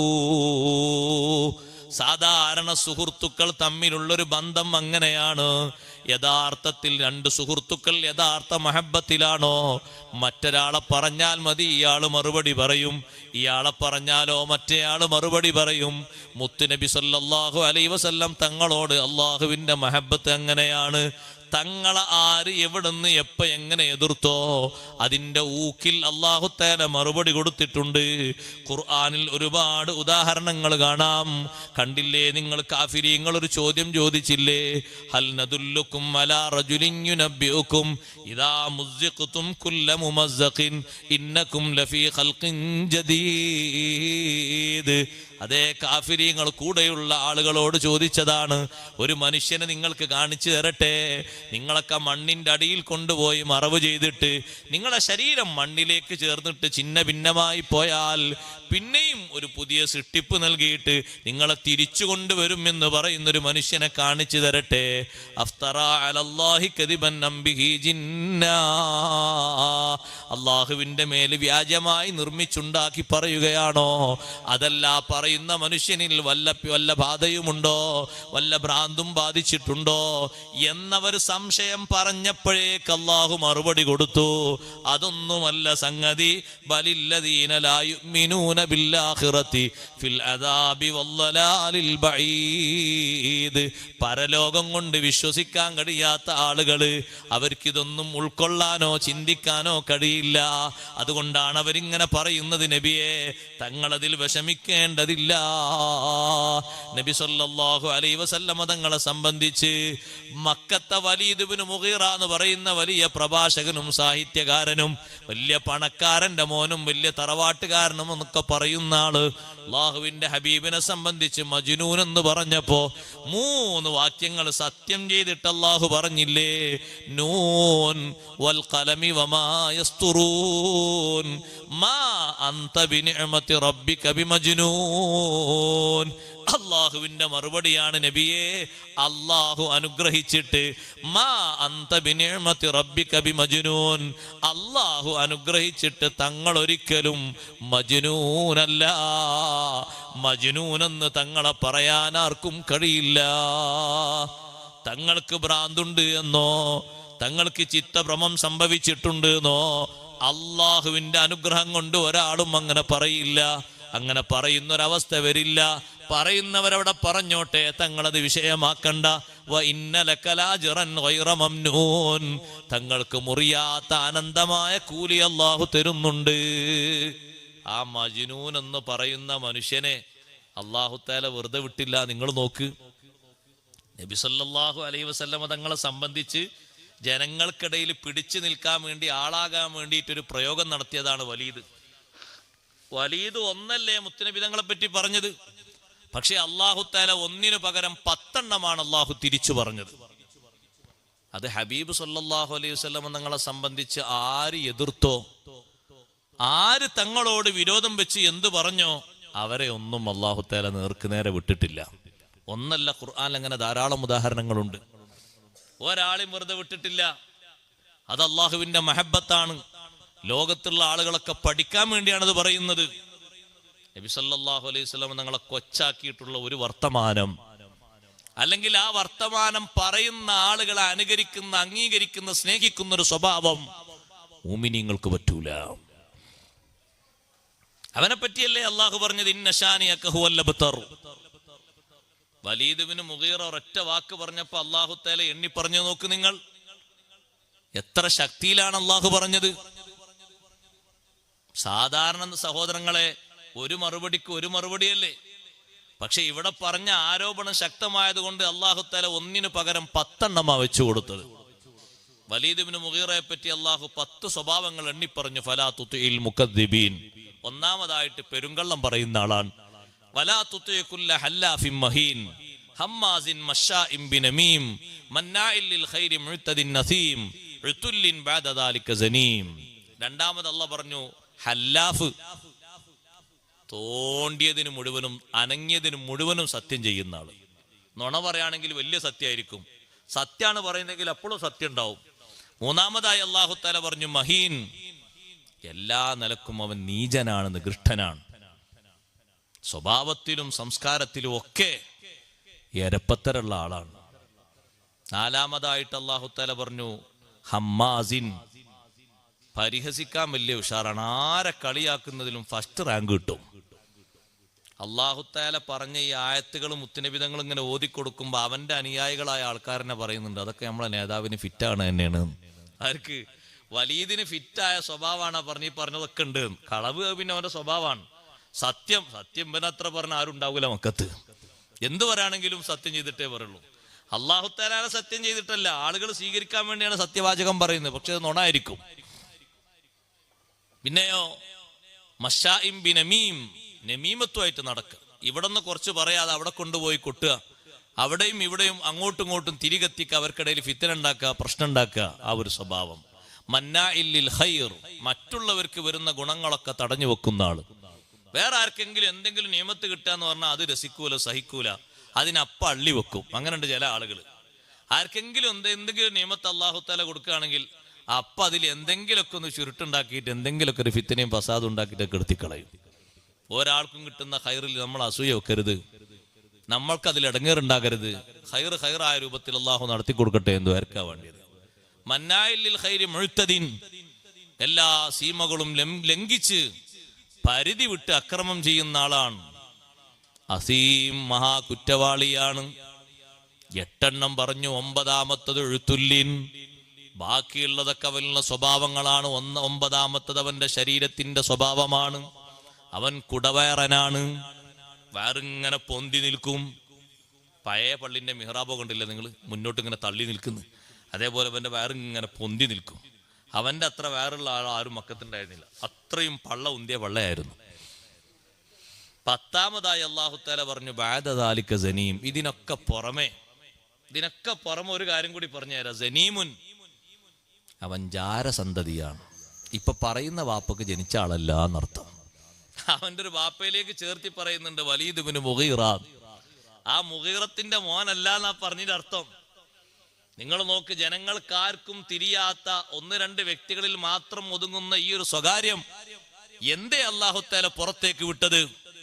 ഇത്രയും കാലം പുറത്തു വിടാതെ റബ്ബ് സുബ്ഹാനഹു വ തആല ഈ എരപ്പത്തരം അവനിൽ ഉണ്ടായിട്ടും അത് മറച്ചു വെച്ചവനെ മുന്നോട്ട് കൊണ്ടുപോയി റഹ്മാനായ റബ്ബ് എന്തേ ഇതിപ്പോ പുറത്തു വിട്ടത്?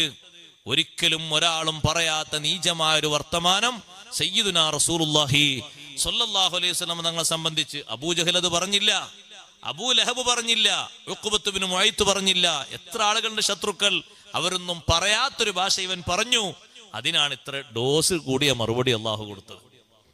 സനീമുൻ, ജാരസന്താനമാണ്. അതിനുശേഷം പിന്നെ മക്കത്ത് നേരെ ചൊവ്വ. ആ രംഗം പറഞ്ഞപ്പോ കുറെ ആൾക്കാർ പറഞ്ഞു, അതുവരെ പറഞ്ഞ സംഗതിയൊക്കെ നമ്മളെ നേതാവിൽ ഫിറ്റാണ് 9 എണ്ണവും, പക്ഷെ ഈ 10-ാമത്തത് അത് കുറച്ച് കടുപ്പം കൂടിയതാണ്. അപ്പൊ വലീദ് ഒരു കത്തി എടുത്തിട്ട് സ്വന്തം ഉമ്മാന്റെ അടുത്ത് ചെന്നു എന്നാ ഖുർആൻ പണ്ഡിതന്മാർ ഉദ്ധരിക്കുന്നുണ്ട്. ഒരു കത്തി എടുത്തിട്ട് ഉമ്മാന്റെ അടുത്ത് ചെന്നിട്ട് പറഞ്ഞു, ഉമ്മ, എന്നെ സംബന്ധിച്ച് മുഹമ്മദ് സല്ലല്ലാഹു അലൈഹി വസല്ലം 10 വിഷയങ്ങൾ ഓതി പറയുന്നുണ്ട്. ആ 10 കാര്യങ്ങളും കേട്ടിട്ട് എനിക്ക് സഹിക്കാൻ പറ്റുന്നില്ല, അവനെ കൊല്ലണം എന്നാണ് എനിക്ക് തോന്നുന്നത്. ഞാൻ അതിനായി കത്തി എടുത്ത് വന്നത് നിങ്ങളൊരു സമ്മതം ചോദിക്കാനാണ്. അപ്പൊ ഉമ്മ പറഞ്ഞു, മോനെ 10 ഒന്ന് ഓതിക്കൊണ്ട, നീ പറഞ്ഞ് ഞാൻ നോക്കട്ടെ ഏതാ 10. അപ്പൊ 10 ഇങ്ങനെ പറഞ്ഞു കൊടുത്തു, നേരത്തെ പറഞ്ഞ രൂപത്തിൽ തന്നെ ഇങ്ങനെ പറഞ്ഞു കൊടുത്തു. ഇങ്ങനെയൊക്കെ പറയുന്നുണ്ട്. ഈ 10 നിനക്ക് എതിർപ്പുള്ളത് ഏതാന്ന് ചോദിച്ചു. അവസാനം പറഞ്ഞതില്ലേ ബഅദ ദാലിക സനീം, ഇതിനൊക്കെ പുറമെ 10-ാമതായി പറഞ്ഞ ഒരു വിഷയല്ലേ ജാരസന്തതിയാണ്. ഉമ്മ, ഞാൻ ഇക്കാണുന്ന ജനങ്ങളൊക്കെ പേര് വിളിക്കുന്ന മുഗീറത്തിന് ജനിച്ച ആളല്ല എന്നാ പറയുന്നത്, അത് സമ്മതിച്ചു കൊടുക്കാൻ പറ്റൂല. അപ്പൊ ഉമ്മ ചോദിച്ചു, മോനെ ബാക്കി 9 എണ്ണോ ഒപ്പിക്ക, ഞാൻ അങ്ങനെ തന്നെയാണ് ഏകദേശം. അവൻ തന്നെ പറഞ്ഞു, ഞാൻ അങ്ങനെ തന്നെയാണ്, പക്ഷെ 10-ാമത്തത് കുറച്ച് ഗൗരവമുള്ളതാണ്. അപ്പൊ ഉമ്മ പറഞ്ഞു, 10-ാമത്തതും ശരിയാണെങ്കിലോ നിനക്ക് എന്തെങ്കിലും ചെയ്യാൻ പറ്റുമെന്ന് ചോദിച്ചു. അപ്പൊ വലീദ് നേരെ കത്തി ഉമ്മാന്റെ നേർക്ക് ചൂണ്ടിയിട്ട് പറഞ്ഞു, നേര് പറയണം, അല്ലെങ്കിൽ ഇപ്പൊ കൊല്ലുങ്ങളെന്നാണോ. നിങ്ങളാണ് എന്റെ ഉമ്മയെങ്കിൽ നേര് പറയണം. ജനങ്ങൾ വിളിക്കുന്ന മുഗീറത്തിന് ജനിച്ച ആളല്ലേ ഞാന്, ഈ കത്തി കൊണ്ട് ഇപ്പൊ ശരിപ്പെടുത്തും, പറയണം നിങ്ങൾ എന്ന് പറഞ്ഞു. ഊക്ക് കൂട്ടിയപ്പോ ഉമ്മ പറഞ്ഞു, മോനെ ഒന്ന് സ്ട്രോങ് കുറക്ക്, നീ ഒന്ന് തണുക്ക്, വിഷയം ഞാൻ പറയാന്ന് പറഞ്ഞു. അങ്ങനെ ഇവൻ കുറച്ച് തണുത്തപ്പോ ഉമ്മ പറഞ്ഞു, ഞാൻ അങ്ങനെ ജീവിച്ചെങ്കിലും എന്റെ വികാരത്തിന് ശമനം കിട്ടിയില്ല. ഞാൻ അങ്ങനെ ജീവിക്കുന്നു എന്നല്ലാതെ ഒരു കാര്യം കിട്ടണ്ടേ. ഒരു കുട്ടികളും എനിക്കുണ്ടായില്ല എന്ന് മാത്രമല്ല, എന്റെ വിചാരങ്ങളൊന്ന് ദഹിക്കാൻ പോലും, ഒന്ന് ശമിപ്പിക്കാൻ പോലും നിന്റെ വാപ്പക്ക് കഴിഞ്ഞില്ല. ഞാൻ പിന്നെ സഹിച്ച് സ്വത്തൊക്കെ ഉണ്ടല്ലോ എന്ന് കരുതി ഇങ്ങനെ കൂടാന്ന് കരുതി അങ്ങനെ മുന്നോട്ട് പോയിക്കൊണ്ടിരിക്കുമ്പോഴാണ് ഒരു ദിനം നിന്റെ ബാപ്പയുടെ സഹോദരന്റെ മക്കൾ, നിന്റെ ബാപ്പക്ക് മക്കളില്ലെങ്കിലും സഹോദരന്മാർക്ക് മക്കളുണ്ട്, ബാപ്പയുടെ ജ്യേഷ്ഠന്റെയും അനുജന്റെയും ഒക്കെ മക്കൾ ഒരു സ്ഥലത്തിരുന്ന് സംസാരിക്കുന്നുണ്ട്. നമ്മുടെ ഉപ്പാന്റെ സഹോദരനായ മുഗീറത്തിന് ആണും പെണ്ണുമായിട്ട് ആരുമില്ലല്ലോ, അയാൾ അങ്ങോട്ട് മരിച്ചാൽ ആ സ്വത്ത് മുഴുവനും നമ്മളെ കയ്യിലേക്ക് വരാനുള്ളതാണ് എന്നവർ സംസാരിക്കുന്നത് കണ്ടപ്പോ എന്റെ ഭർത്താവിന്റെ സ്വത്തും കണ്ടിരിക്കാണ് ഇവരില്ലേ, അതിനൊരു സന്താനല്ലാത്തതാണ് പ്രശ്നല്ലേ. അപ്പൊ ഒരു സന്താനത്തെ ജനിപ്പിച്ച് കാണിച്ചു കൊടുക്കണം എന്ന വെല്ലുവിളി സ്വീകരിച്ച്, മോനെ നിനക്കറിയാമോ, ചെറുപ്പകാലത്ത് നിന്നെ ഏറ്റിക്കൊണ്ട് നടന്നിരുന്നൊരു മനുഷ്യൻ, നിന്നെ താലോലിച്ചിരുന്ന, നിന്നെ വളർത്തിയിരുന്ന, സ്നേഹത്തോടെ ലാളിച്ചിരുന്ന ഒരാൾ അറിയുമോ? ഈ വീട്ടിൽ വേലക്കാരനായിട്ട് ഇവിടുത്തെ ആടുകളെയും ഒട്ടകങ്ങളെയും ഒക്കെ മേയിച്ചുകൊണ്ട് നടന്നിരുന്നൊരു വേലക്കാരൻ, അവനുമായി ഞാൻ സമയം നോക്കിയിട്ട് ബന്ധം പുലർത്തി. ആ ബന്ധത്തിൽ ജനിച്ച മോനാണ് നീ.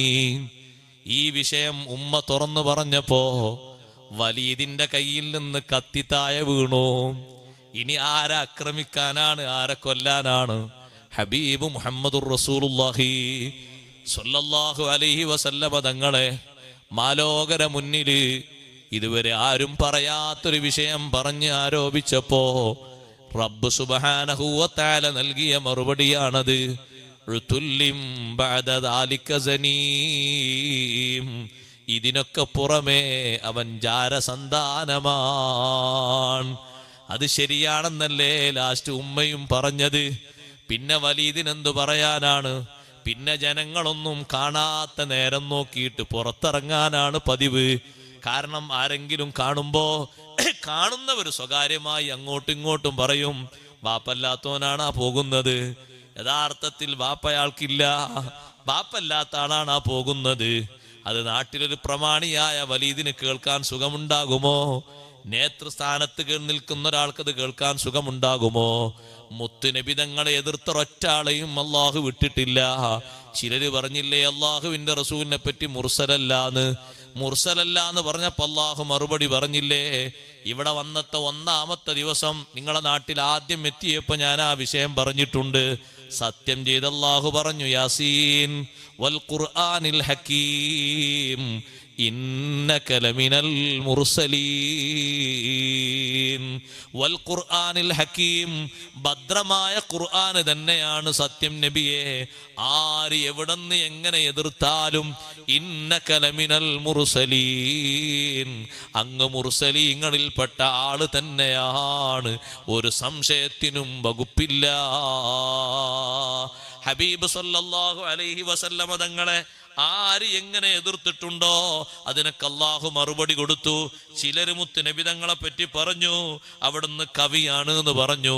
കവിയാണ് എന്ന് പറഞ്ഞപ്പോ അല്ലാഹു മറുപടി കൊടുത്തു. അതും സൂറത്ത് യാസീനിൽ കാണാം. വമാ അല്ലംനാഹു ശിഅറ വമാ യംബഗി ലഹു ഇൻ ഹുവ ഇല്ലാ ദിക്റും വഖുർആനും മുബീൻ. അവിടത്തേക്ക് നമ്മൾ കവിത പഠിപ്പിച്ചിട്ടില്ല, പാട്ട് പഠിപ്പിച്ചിട്ടില്ല. ഓതിത്തരുന്നതൊന്നും പാട്ടല്ല, കവിതയല്ല. ഇൻഹുവ ഇല്ലാ ദിക്റും വഖുർആനും മുബീൻ. ചില ആളുകൾ പറഞ്ഞു, ഈ നബി സല്ലല്ലാഹു അലൈഹി വസല്ലം തങ്ങള് നല്ല സ്റ്റാറ്റസിൽ നടക്കേണ്ട ആളല്ലേ, എന്താ അങ്ങനെ അങ്ങാടി കൂടെ സാധനങ്ങൾ വാങ്ങാൻ വരുന്നത്? ജനങ്ങൾക്കിടയിൽ വന്നിട്ട് ജനങ്ങളോടൊപ്പം ഭക്ഷണം കഴിക്കുന്നത് എന്താണ് എന്ന് വരെ ചില ആളുകൾ പറഞ്ഞപ്പോ അള്ളാഹു മറുപടി കൊടുത്തത് കണ്ടില്ലേ? വമാ അർസൽനാ ഖബ്ലക മിനൽ മുർസലീന ഇല്ലാ ഇന്നഹും ലയകുലൂന അത്അമ വയംശൂന ഫിൽ അസ്വാഖ്. തങ്ങളെ മുമ്പ് നമ്മൾ എത്ര മുർസലീങ്ങളെ ലോകത്ത് അയച്ചിട്ടുണ്ട്. ആ മുർസലീങ്ങൾ 300-ലധികം ആളുകൾ വന്നിട്ടില്ലേ? അവരൊക്കെ ഭക്ഷണം കഴിക്കുന്നവരായിരുന്നു, ജനങ്ങളോടൊപ്പം നിന്നുകൊണ്ട് സംഗമിച്ചുകൊണ്ട് ഭക്ഷണം കഴിച്ചിരുന്നു. ആവശ്യത്തിന് അങ്ങാടികളിലേക്ക് വന്നവരായിരുന്നു. അവരെ പാരമ്പര്യം സ്വീകരിച്ച് തന്നെയാണ് തങ്ങളും നടക്കുന്നത്. നബിയെ അറിയാത്തവര് പലതും പറയും, അതുകൊണ്ട് തങ്ങൾ വിഷമിക്കേണ്ടതില്ല. കൂട്ടത്തിൽ ഒരു കാര്യം നമ്മൾ മനസ്സിലാക്കണം, മറ്റു നബിമാരെ പോലെയല്ല. മറ്റു നബിമാരെ എതിർത്ത എതിരാളികളോട് നബിമാരായിരുന്നു മറുപടി പറഞ്ഞിരുന്നത്.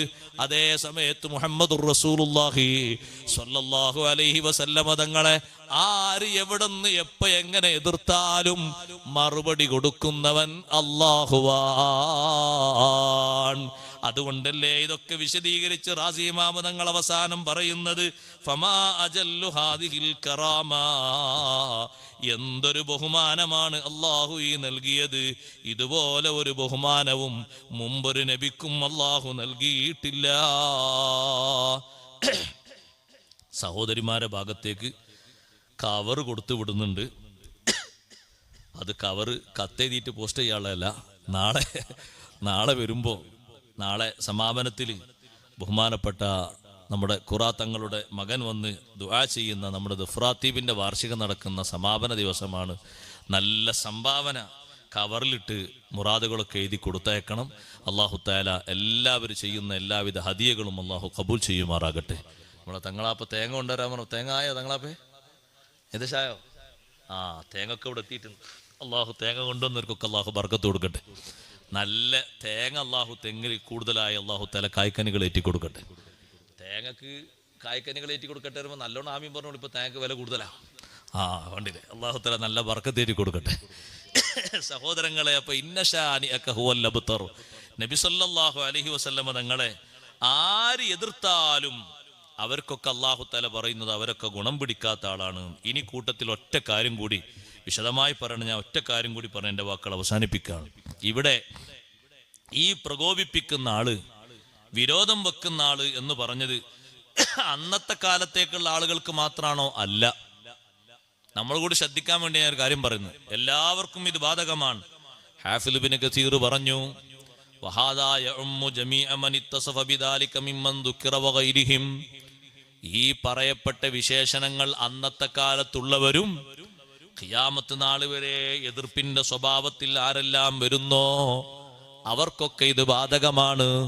നബി സല്ലല്ലാഹു അലൈഹി വസല്ലം തങ്ങളെ വേദനിപ്പിക്കുന്ന ഒരു കാര്യം മുഅ്മിനായ മുസ്ലിമായ ഒരു മനുഷ്യന്റെ ഭാഗത്ത് നിന്ന് ഉണ്ടാകരുത്. ഇത് ഒന്നുകൂടി വിശദമായിട്ട് പണ്ഡിതന്മാർ ഓർമ്മപ്പെടുത്തിയില്ലേ? ഷാനി എന്ന് പറഞ്ഞാൽ അള്ളാഹുവിന്റെ റസൂലിനെ വെറുപ്പിക്കുന്ന ആള്, നബിതങ്ങളോട് എതിർപ്പ് വെക്കുന്ന ആള്, നബിതങ്ങളോട് വിരോധം വെക്കുന്ന ആള്. അത് സഹോദരങ്ങളെ ഈ പറഞ്ഞുപോയ ആളുകളെ പറ്റി മാത്രമല്ല, പിന്നെയോ അള്ളാഹുവിന്റെ റസൂൽ സല്ലല്ലാഹു അലൈഹി വസല്ലമ തങ്ങൾ കൊണ്ടുവന്ന ദീനിൽപ്പെട്ട ഏതെല്ലാം കാര്യങ്ങളോട് എതിർപ്പ് വെക്കുന്ന ആളുണ്ടോ അവരൊക്കെ ഈ പറഞ്ഞതിൽപ്പെട്ടതാണ്. ഇമാം ആലൂസിയുടെ തഫ്സീർ ഞാനൊന്ന് വായിക്കട്ടെ. വഹാദാ ജസാഉ കുല്ലി മൻ ശനഅ മാ ജാഅ ബിഹി റസൂൽ സല്ലല്ലാഹു അലൈഹി വസല്ലം. നബിതങ്ങൾ കൊണ്ടുവന്ന ഒരു കാര്യം, അത് ഫർളാകട്ടെ സുന്നത്താകട്ടെ, സ്വന്തം ഇച്ഛ കൊണ്ട് തങ്ങൾ നടപ്പിലാക്കൂലല്ലോ. അള്ളാഹുവിന്റെ നിർദ്ദേശപ്രകാരമല്ലേ നടപ്പിലാക്കുന്നത്. അത് ഫർളാണെങ്കിലും സുന്നത്താണെങ്കിലും അതിനോട് എന്തേ എതിർക്കാൻ കാരണം? ലി അജലി ഹവാഹു, സ്വന്തം ഇച്ഛക്ക് അനുസരിച്ചു കൊണ്ട് എതിർത്തു. ആരെപ്പോലെ? കമൻ തഅവ്വല ആയാതി സിഫാത്തി ഔ അഹാദീസഹാ അലാ ഗൈരി മുറാദില്ലാഹി തആല വ മുറാദി റസൂലിഹി സല്ലല്ലാഹു അലൈഹി വസല്ലം. അല്ലാഹുവും റസൂലും ഉദ്ദേശിച്ചതിന് വിപരീതമായി ഖുർആനിലെ ചില ആയത്തുകളെയും ഹദീസുകളെയും ദുർവ്യാഖ്യാനം ചെയ്തവരെ പോലെ. യദുല്ലാഹി എന്നതിന് മഹാന്മാര് പഠിപ്പിച്ച അർത്ഥം ഖുദ്റത്തുല്ലാഹി എന്നല്ലേ. എന്നാ സഹോദരങ്ങളെ, മുസ്ലിം പേര് വെച്ചിരിക്കുന്ന ആളുകൾ തന്നെ യദുല്ലാഹി എന്നതിന് അള്ളാഹുവിന്റെ കൈ എന്ന് എഴുതി പിടിപ്പിച്ചിട്ടുണ്ട്. മലയാളത്തിൽ അങ്ങനെ എഴുതിയ പരിഭാഷകൾ എത്രയോ അച്ചടിച്ച് വിതരണം ചെയ്തിട്ടുണ്ട്. ഒരൊറ്റ ആളോടും ഞാൻ പറയട്ടെ, പരിഭാഷ നോക്കിയിട്ട് വിശുദ്ധ ഖുർആനിന്റെ അർത്ഥങ്ങൾ മനസ്സിലാക്കരുത്. ഖുർആൻ വ്യാഖ്യാനങ്ങൾ എഴുതിയ പണ്ഡിതന്മാരുടെ വ്യാഖ്യാനങ്ങളുണ്ടോ, അത് നിങ്ങൾ വാങ്ങി വായിച്ചോളൂ, കുഴപ്പമില്ല. അതേ സമയത്ത് ഏറ്റവും കൂടുതൽ പരിഭാഷകൾ ഇറക്കിയിരിക്കുന്നത് ബിദ്അത്തുകാരാണ്. അവരെഴുതിയ പരിഭാഷകളിൽ ഒരിക്കലും ചേരാത്ത അർത്ഥതലങ്ങളുണ്ട്. യദുല്ലാഹി എന്നതിന് അള്ളാഹുവിന്റെ കൈ എന്ന് എഴുതിയിട്ടുണ്ട്. ഇബ്ഖാ വജ്ഹു റബ്ബിക, റബ്ബിന്റെ മുഖം ശേഷിക്കുമെന്ന് എഴുതിയിട്ടുണ്ട്. വസ്സമാവാതു മത്വിയാത്തും ബിയമീനിഹി, ആകാശങ്ങളൊക്കെ അള്ളാഹുവിന്റെ വലത്തെ കയ്യിൽ ചുരുട്ടപ്പെട്ടിരിക്കുന്നു എന്ന് എഴുതി വെച്ചിട്ടുണ്ട്. അള്ളാഹുവിന് മുഖവും അള്ളാഹുവിന് കൈയും അള്ളാഹുവിന് ഇരിപ്പിടവും ഇങ്ങനൊക്കെ എഴുതി വെച്ചിരിക്കുന്ന ദുർവ്യാഖ്യാനങ്ങളില്ലേ, ഇവരൊക്കെ മുത്തുനബിതങ്ങളെ സങ്കടപ്പെടുത്തിയവരാണ്, നബിതങ്ങളോട് എതിർപ്പ് വെച്ചവരാണ്. പോരാ, വമിൻ അഖ്വൽ അലാമാതി അലാ ശൻആനിഹി, അതേ നബിതങ്ങളോട് വിരോധമുണ്ട് എന്നതിന്റെ ഏറ്റവും സുശക്തമായ തെളിവെന്താണെന്നറിയോ? നിഫ്റതുഹു അൻഹാ ഇദാ സമിഅഹാ, അതേ ആയത്തുകളും ഹദീസുകളും കേൾക്കുമ്പോ, നബി സല്ലല്ലാഹു അലൈഹി വസല്ലം തങ്ങളെ ബഹുമാനം അറിയിക്കുന്നത് കേൾക്കുമ്പോ അതിനോടൊരു വിരോധം, അതിനോടൊരു വെറുപ്പ്, ഒരു സ്വഭാവം ഉള്ള ആളും ഇതുപോലെ തന്നെ നബിതങ്ങളോട് വിരോധമുള്ള ആളാണ്. വകദാലിക അഹ്ലുസ് സമാഇ അല്ലദീന യർഖുസൂന അലാ സമാഇൽ ഗനാഇ വദ്ദുഫൂഫി വശബാബാത്ത്. ചില ആളുകളുണ്ട്, അവർക്ക് സംഗീതം കേൾക്കാനും ദഫ് കേൾക്കാനും അതുപോലെ തന്നെ യുവതികളായ പെണ്ണുങ്ങളുടെ പാട്ട് കേൾക്കാനൊക്കെ ഓൽക്ക് വലിയ ആരവാണ്. തഫ്സീറാണ് ഞാൻ ഈ വായിക്കുന്നത്, എന്റെ വക എഴുതിക്കൊണ്ടുവന്നല്ല, ഇമാം ആലൂസിയുടെ തഫ്സീറാണ്, ഈ ആയത്തിന്റെ ഭാഗമായി വന്ന തഫ്സീറാണ്. ദഫ് കേൾക്കാനും സംഗീതം കേൾക്കാനും ചെറുപ്പക്കാരികളായ പെണ്ണുങ്ങളെ നൃത്തം കാണാനും കേൾക്കാനൊക്കെ വലിയ താല്പര്യമാണ്. ഫൈദാ സമീഉൽ ഖുർആൻ യുത്ല, ഖുർആൻ ഓതപ്പെടുന്നത് കേട്ടാൽ, അല്ലെങ്കിൽ ഖുർആൻ പറ്റി പറയുന്ന മജ്ലിസ് വല്ലതും വന്നാൽ ഇസ്തത്വാലൂഹു വസ്തസ്കലൂഹു, അത് കുറെ നീണ്ടുപോകാണ്, അത് കുറെ കനമാകാണ്, അതൊരു ഇടങ്ങേറുടിച്ച പരിപാടിയാണ്. ഇങ്ങനെ തോന്നുന്ന ആൾക്കാരും ഇക്കൂട്ടത്തിൽപ്പെട്ടവരാണ് എന്ന് മഹാന്മാരായ ഖുർആൻ പണ്ഡിതന്മാരുടെ തഫ്സീറാണ്. നിങ്ങൾ ചില ആൾക്കാർക്ക് അതുപോലെ ഓരോ മോഡിഫിക്കേഷനാണ്, ലേറ്റസ്റ്റ് ആയിട്ട് അങ്ങനത്തോടത്തൊക്കെ അവർ എത്ര ടിക്കറ്റ് കൊടുത്തവരുണ്ട്, എത്ര നേരം ഇരിക്കാനും അവരുണ്ട്, ഒരു പ്രശ്നവുമില്ല. തുടങ്ങുന്ന രാത്രി 12 മണി മുതൽ സുബൈക്ക് 4 മണി വരെ ആണെങ്കിലും ഉറക്കൊഴിച്ച് കണ്ണിൽ വേണമെങ്കിലും സ്പ്രേയും കൂടി അടിച്ചിട്ടിരിക്കാൻ അവർ റെഡിയാണ്. അതേ സമയത്ത് ഖുർആൻ ഓതി പറയുന്നിടത്ത്, വാല് പറയുന്നിടത്ത്, മൗലിദ് നടത്തുന്നിടത്ത്, റാത്തീബ് നടത്തുന്നിടത്ത്, ദിക്ർ ചൊല്ലുന്നിടത്ത്, സ്വലാത്ത് ചൊല്ലുന്നിടത്ത് അതൊക്കെ അവർക്ക് കനമാണ്, അത് നീണ്ടുപോകാണ്, സമയം കുറെ പോകാണ്. കണ്ടില്ലേ നിങ്ങൾ പറഞ്ഞത് ഇസ്തതാലൂഹു വസ്തസ്കലൂഹു, അവർക്ക് നീണ്ട സദസ്സായി മാറുകയാണ്, വലിയ ഭാരമുള്ള സദസ്സായി മാറുകയാണ്. വകദാലിക മൻ ആസറ കലാമൻ നാസി വഉലൂമഹും, മനുഷ്യന്മാര് പറയുന്ന ചില വർത്തമാനങ്ങളെയും ചില വിവരങ്ങളെയും മുന്തിക്കുന്നവർ, അലൽ ഖുർആനി വസുന്നതി ഇലാ ഗൈരി ദാലിക്, ഖുർആനിനും സുന്നത്തിനേക്കാളും ഖുർആനും സുന്നത്തും പറയുന്നതിനേക്കാളും അതേ മറ്റു ചില ആളുകളുടെ വാക്യങ്ങൾക്കും മറ്റും താല്പര്യം നൽകിയിട്ട് അതിന് മുൻഗണന കൊടുക്കുന്നവർ. ഇതുപോലെ തന്നെ ഹബീബ് റസൂലുള്ളാഹി സ്വല്ലല്ലാഹു അലൈഹി വസല്ലം തങ്ങൾ പഠിപ്പിച്ച സുന്നത്തിനെതിരെ സ്വന്തം ഇച്ഛക്കനുസരിച്ച് കാര്യങ്ങൾ നിർമ്മിക്കുന്നവർ. എൻ്റെ ഉമ്മമാരോട് ഉപ്പമാരോട് ഞാൻ പറയട്ടെ, നാട്ടിൽ പല ഭാഗത്തും പച്ച പിടിച്ചു വരുന്നൊരു മുസീബത്തുണ്ട്, ശ്രദ്ധിക്കാൻ വേണ്ടി ഞാൻ പറയുകയാണ്. നിങ്ങളെ വീട്ടിലോ നിങ്ങളെ കുടുംബങ്ങളിലോ എവിടെയെങ്കിലും സദ്യകളും സൽക്കാരങ്ങളും എൻഗേജ്മെന്റുകളൊക്കെ നടക്കുമ്പോ ഒരൊറ്റ കാര്യം പോലും മുത്തുനബി തങ്ങൾ പഠിപ്പിച്ചതിന് എതിരുണ്ടാവരുതേ. ശ്രദ്ധിക്കാൻ വേണ്ടി പറയുകയാണ്. നിശ്ചയത്തിന് വന്ന ആണിന്, നിശ്ചയത്തിന് വന്ന ആളുകൾക്ക് മൊത്തവും കല്യാണ പെണ്ണിനെ കാണല് ഹലാലല്ല. പെണ്ണ് കെട്ടാൻ പോകുന്ന ആൾക്ക് 2ാം തവണ കാണണമോ? 1ാം തവണ കാണാൻ പറ്റിയത് 2ാം തവണയും കാണാം, 3ാം തവണയും കാണാം, 4ാം തവണയും കാണാം. അവനും അവളും തനിച്ച് ഒരു റൂമിൽ മണിക്കൂറുകളോളം പങ്കിടാനായിട്ടില്ല, ചുറ്റിക്കറങ്ങാനായിട്ടില്ല, വരന്റെ വീട്ടിലേക്ക് പോകാനായിട്ടില്ല.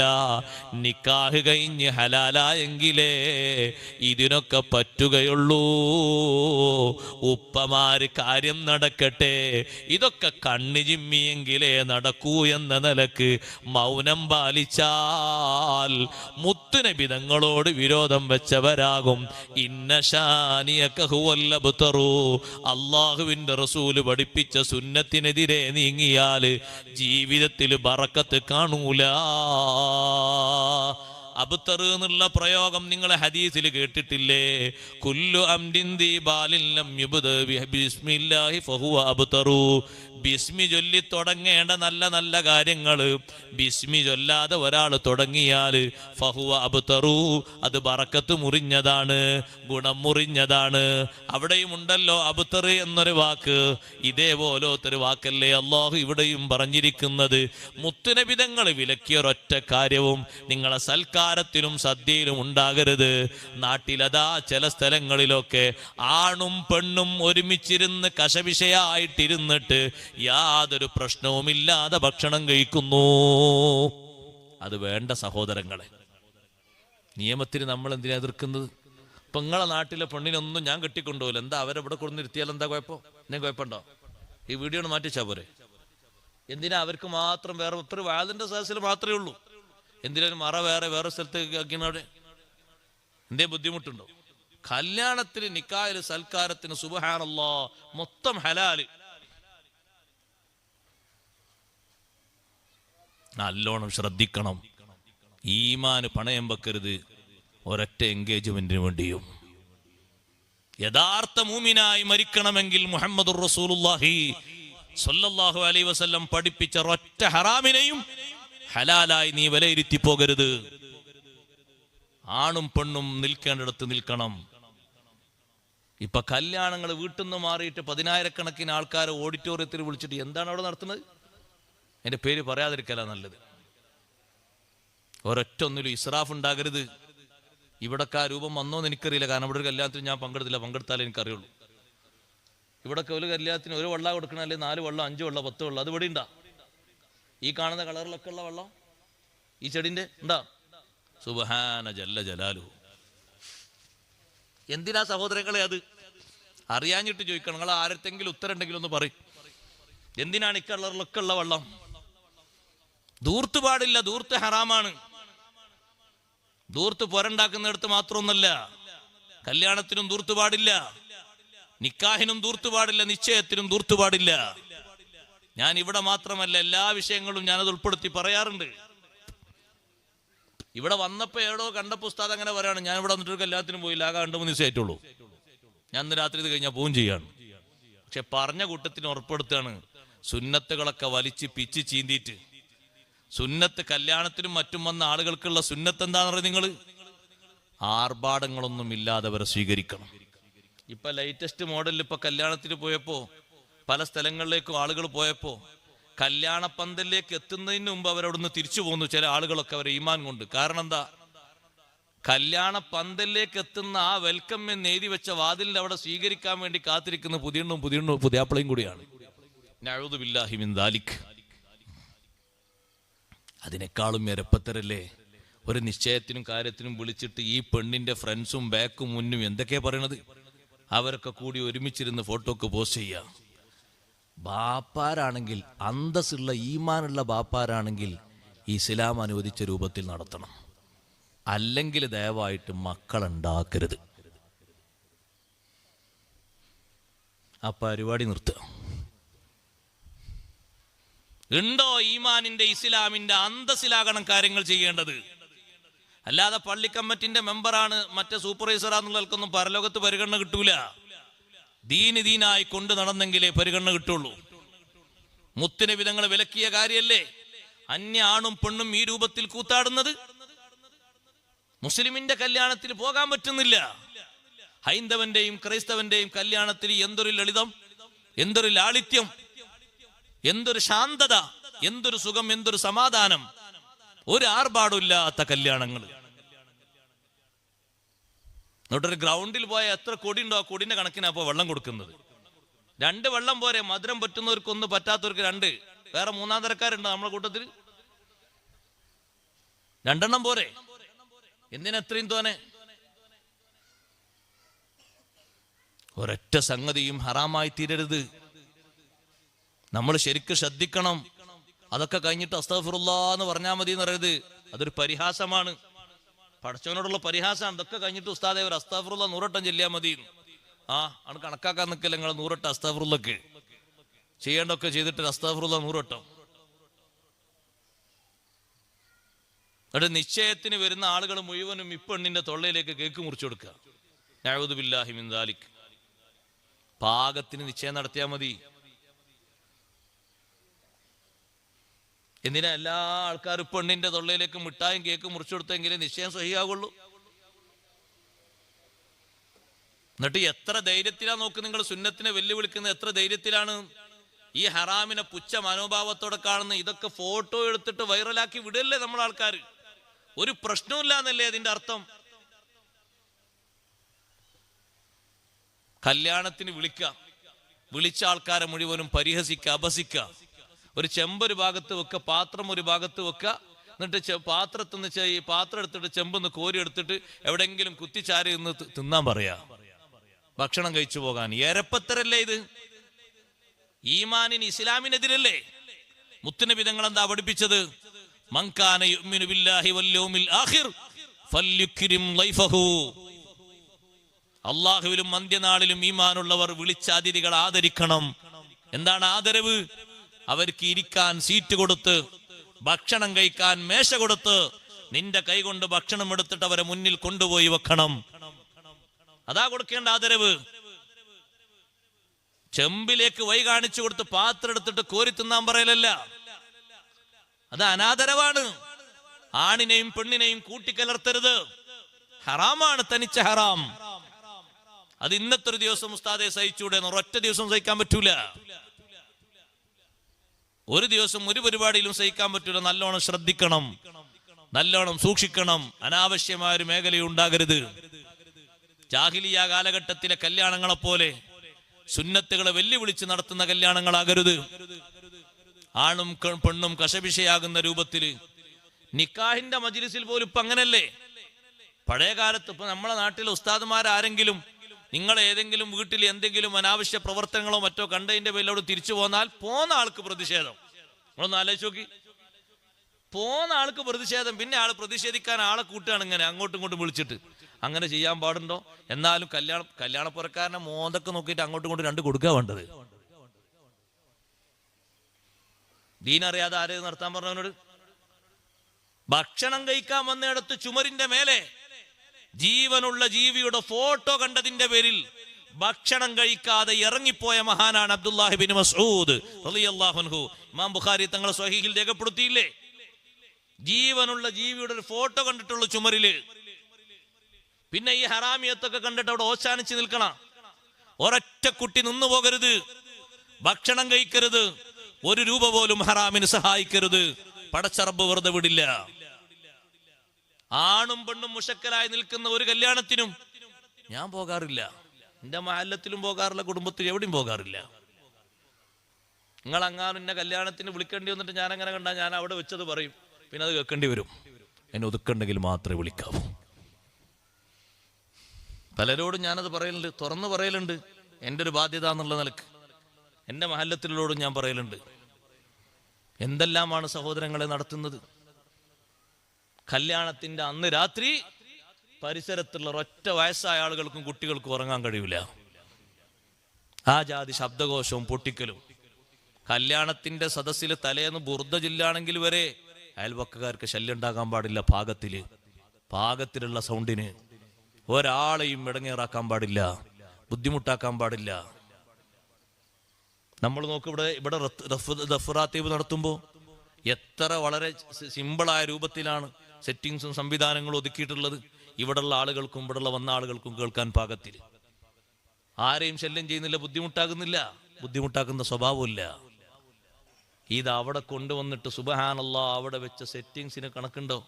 ഒരു ചെറിയ സ്ഥലം, ആ സ്ഥലത്ത് എന്ത് സെറ്റ് എന്നതിന് പറയും, എന്ത് സൗണ്ട് എന്നാ? DJ. അതാണ് അതിന്റെ പേര്. എത്ര മോനെ അതിന് പേര്? ഏകദേശം ഒരു ദിവസത്തിന് ഒരു 10-25 വരില്ലേ? 2 ലക്ഷം 20. ശരിക്ക് ശ്രദ്ധിക്കണം, നല്ലോണം സൂക്ഷിക്കണം, നല്ലോണം ശ്രദ്ധിക്കണം. ഒരാൾക്ക് ഇടങ്ങേറുണ്ടാക്കി പോകരുത്. പിന്നെ പൊട്ടിക്കല് വേറെയും. ഇതൊക്കെ പറഞ്ഞാൽ മൂലയുടെ 3 ദിവസത്തെ വാദം ഉഷാറായിരുന്നു. പക്ഷെ 3-ാമത്തെ ദിവസം ലാസ്റ്റ് പറഞ്ഞ് കുറച്ചും പോക്കായി പോയി. അങ്ങനെ തന്നെ എഴുതി വിട്ടോളി. അപ്പൊ ഇതിന്റെ ഈ ക്ലിപ്പിന്റെ അടിയിൽ വരും, എഴുതാൻ പറ്റിയതൊക്കെ എഴുതിക്കോളി. എനിക്കതുകൊണ്ടൊരു പ്രശ്നവുമില്ല. പക്ഷെ നമ്മളിവിടെ പറഞ്ഞ മുത്തുനബിതങ്ങൾ പഠിപ്പിച്ച ഒരു സുന്നത്തിന് എതിര് പറഞ്ഞിട്ട് അതിന്റെ ഗുരുത്തക്കേട് കിട്ടിയ ആളുകൾ ഇഷ്ടം പോലെ ഉണ്ട്. അത് വാങ്ങിയിട്ട് മരിച്ചു പോകരുത്, ഈമാൻ കിട്ടാതെ മരിച്ചു പോകരുത്. ഞാൻ ഒറ്റ ഉദാഹരണം പറയട്ടെ. ഇമാം നബി റളിയല്ലാഹു അൻഹു അവിടുത്തെ കിതാബിൽ രേഖപ്പെടുത്തുന്നുണ്ട്, മുമ്പ് കാലത്ത് ഒരാൾ ഒരു സുന്നത്തിനെ എതിർത്തത്. എന്താണ് അയാൾ കേട്ട സുന്നത്ത്? രാവിലെ എഴുന്നേറ്റ ഉടനെ തന്നെ 2 കൈകളും കഴുകണം. ഹബീബ് സല്ലല്ലാഹു അലൈഹി വസല്ലം നിങ്ങൾ പറഞ്ഞതാണ്, എഴുന്നേറ്റ ഉടനെ തന്നെ 2 കൈയും ആദ്യം കഴുകണം. എന്തിന്? ഫൈന്നഹു ലാ യദ്രി ഐന ബാത്തത് യദാ. രാത്രി എവിടെയാണ് 2 കൈകൾ രാപ്പാർത്ത് എന്നറിയില്ല. ഏതെല്ലാം ഭാഗങ്ങളിൽ തൊടും, ഏതെല്ലാം ഭാഗങ്ങളിൽ ചൊറിയും, ഏതെല്ലാം ഭാഗങ്ങൾ സ്പർശിക്കും. ചിലപ്പോൾ തലയായിരിക്കും ഇങ്ങനെ ചൊറിയ, ചിലപ്പോൾ കക്ഷത്തിന്റെ ഭാഗമായിരിക്കും, സ്വകാര്യ ഭാഗങ്ങൾ പലതും ഉണ്ടാവും. അസ്പൃശ്യതായി കയ്യിൽ പലതും ഉണ്ടാകും. ആരോഗ്യരംഗം വരെ സമ്മതിക്കൂല ഈ ഒരു വിഷയം. ബാക്ടീരിയകൾ പലതും ഉണ്ടാവും. 2 കൈയും കഴുകണം. ഒരു മനുഷ്യൻ ഇതിന് വെല്ലുവിളിച്ചു. അയാള് പറഞ്ഞു, എന്റെ 2 കൈയും ഞാൻ കഴുകൂല. എന്റെ 2 കൈയും എവിടെയാണ് രാപ്പാർക്കുന്നത് എന്ന് എനിക്കറിയാം. മുത്തുനബി തങ്ങൾ 2 കൈയും കൈകൾ സുന്നത്താണ് എന്ന് പറഞ്ഞതിനെ എതിർത്തുകൊണ്ട് വെല്ലുവിളിച്ച മനുഷ്യൻ പറഞ്ഞു. പിറ്റേന്ന് രാവിലെ എഴുന്നേറ്റ് നോക്കുമ്പോ 2 കൈയും അതാ പിൻദ്വാരത്തിലൂടെ സഹോദരങ്ങളെ ഉൾഭാഗത്തേക്ക് കയറിപ്പോയിട്ടുണ്ട്. 2 കഫിന്റെ ഭാഗവും 2 കൈയിന്റെ കഫിന്റെ ഭാഗവും പിൻദ്വാരത്തിലൂടെ മലദ്വാരത്തിലൂടെ ഉള്ളിലേക്ക് പോയിട്ടുണ്ട്. ജനങ്ങളൊക്കെ ചോദിച്ചു, നിന്റെ വെല്ലുവിളി എങ്ങനെയുണ്ടടോ? മുത്തുനബി തങ്ങൾ കഴുകണമെന്ന് പറഞ്ഞപ്പോ കഴുകൂലാന്നല്ലേ നീ പറഞ്ഞത്? ഇപ്പൊ നിനക്ക് ബോധ്യപ്പെട്ടോ കൈ എവിടെയാണ് ഉള്ളത് എന്ന്? കഴുകണോ കഴുകണ്ടേന്ന് തീരുമാനമായോ? കഴുകൂലാന്നാ മനുഷ്യൻ പറഞ്ഞിട്ട് എവിടെയാണ് എന്റെ കൈയെന്ന് എനിക്കറിയാമെന്ന് വെല്ലുവിളിച്ചപ്പോ ആ സുന്നത്തിനെ എതിർത്തതിന് റബ്ബ് സുബ്ഹാനഹു വ തആല കാണിച്ചു കൊടുത്തൊരു വിഷയമാണിത്. ഒരൊറ്റ സുന്നത്തിനും എതിരായി ജീവിക്കരുത്. മുത്തുനബി സല്ലല്ലാഹു അലൈഹി വസല്ലം തങ്ങളെ കുറവാക്കുന്ന ഒരു വാക്കുപോലും, ഒരു സുന്നത്ത് കേൾക്കുമ്പോ എന്ത് സുന്നത്ത് എന്ന് പറഞ്ഞു പോകരുത്, ചിന്തിച്ചു പോകരുത്. മോഡേണിസ്റ്റായിട്ട് ജീവിക്കുന്ന ആളാണെങ്കിൽ പോലും ഒരു സുന്നത്തിനെയും നീ കൊച്ചാക്കരുത്. അതൊക്കെ ഈ പറഞ്ഞ വിഷയത്തിന്റെ പരിധിയിൽ വരുന്നതാണ്. ഇന്ന ശാനിഅക ഹുവൽ അബ്തർ. ഓ നബിയേ, തങ്ങളെ വെറുക്കുന്ന ആള്, തങ്ങളെ പ്രകോപിപ്പിക്കുന്ന ആള്, തങ്ങളെ ദുഃഖത്തിലാക്കുന്ന ആള്, തങ്ങളോട് എതിർപ്പ് വെക്കുന്ന ആള്, ഹുവൽ അബ്തറു, അവൻ ഗുണം മുറിഞ്ഞവനാണ്, അവൻ തുലഞ്ഞവനാണ്, എല്ലാ നിലക്കും വാലറ്റവനാണ്.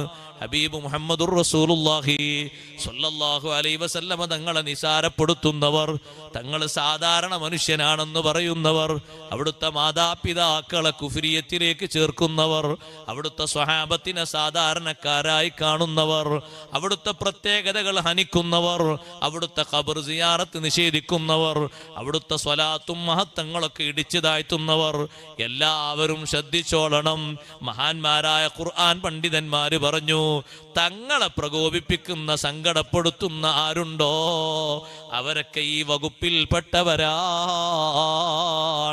നേരത്തെ വന്നവരും ഇനി വരാനുള്ള ആളുകളും എല്ലാവർക്കും പറ്റുന്നൊരു വിശേഷണമാണ് അള്ളാഹു പറഞ്ഞത്.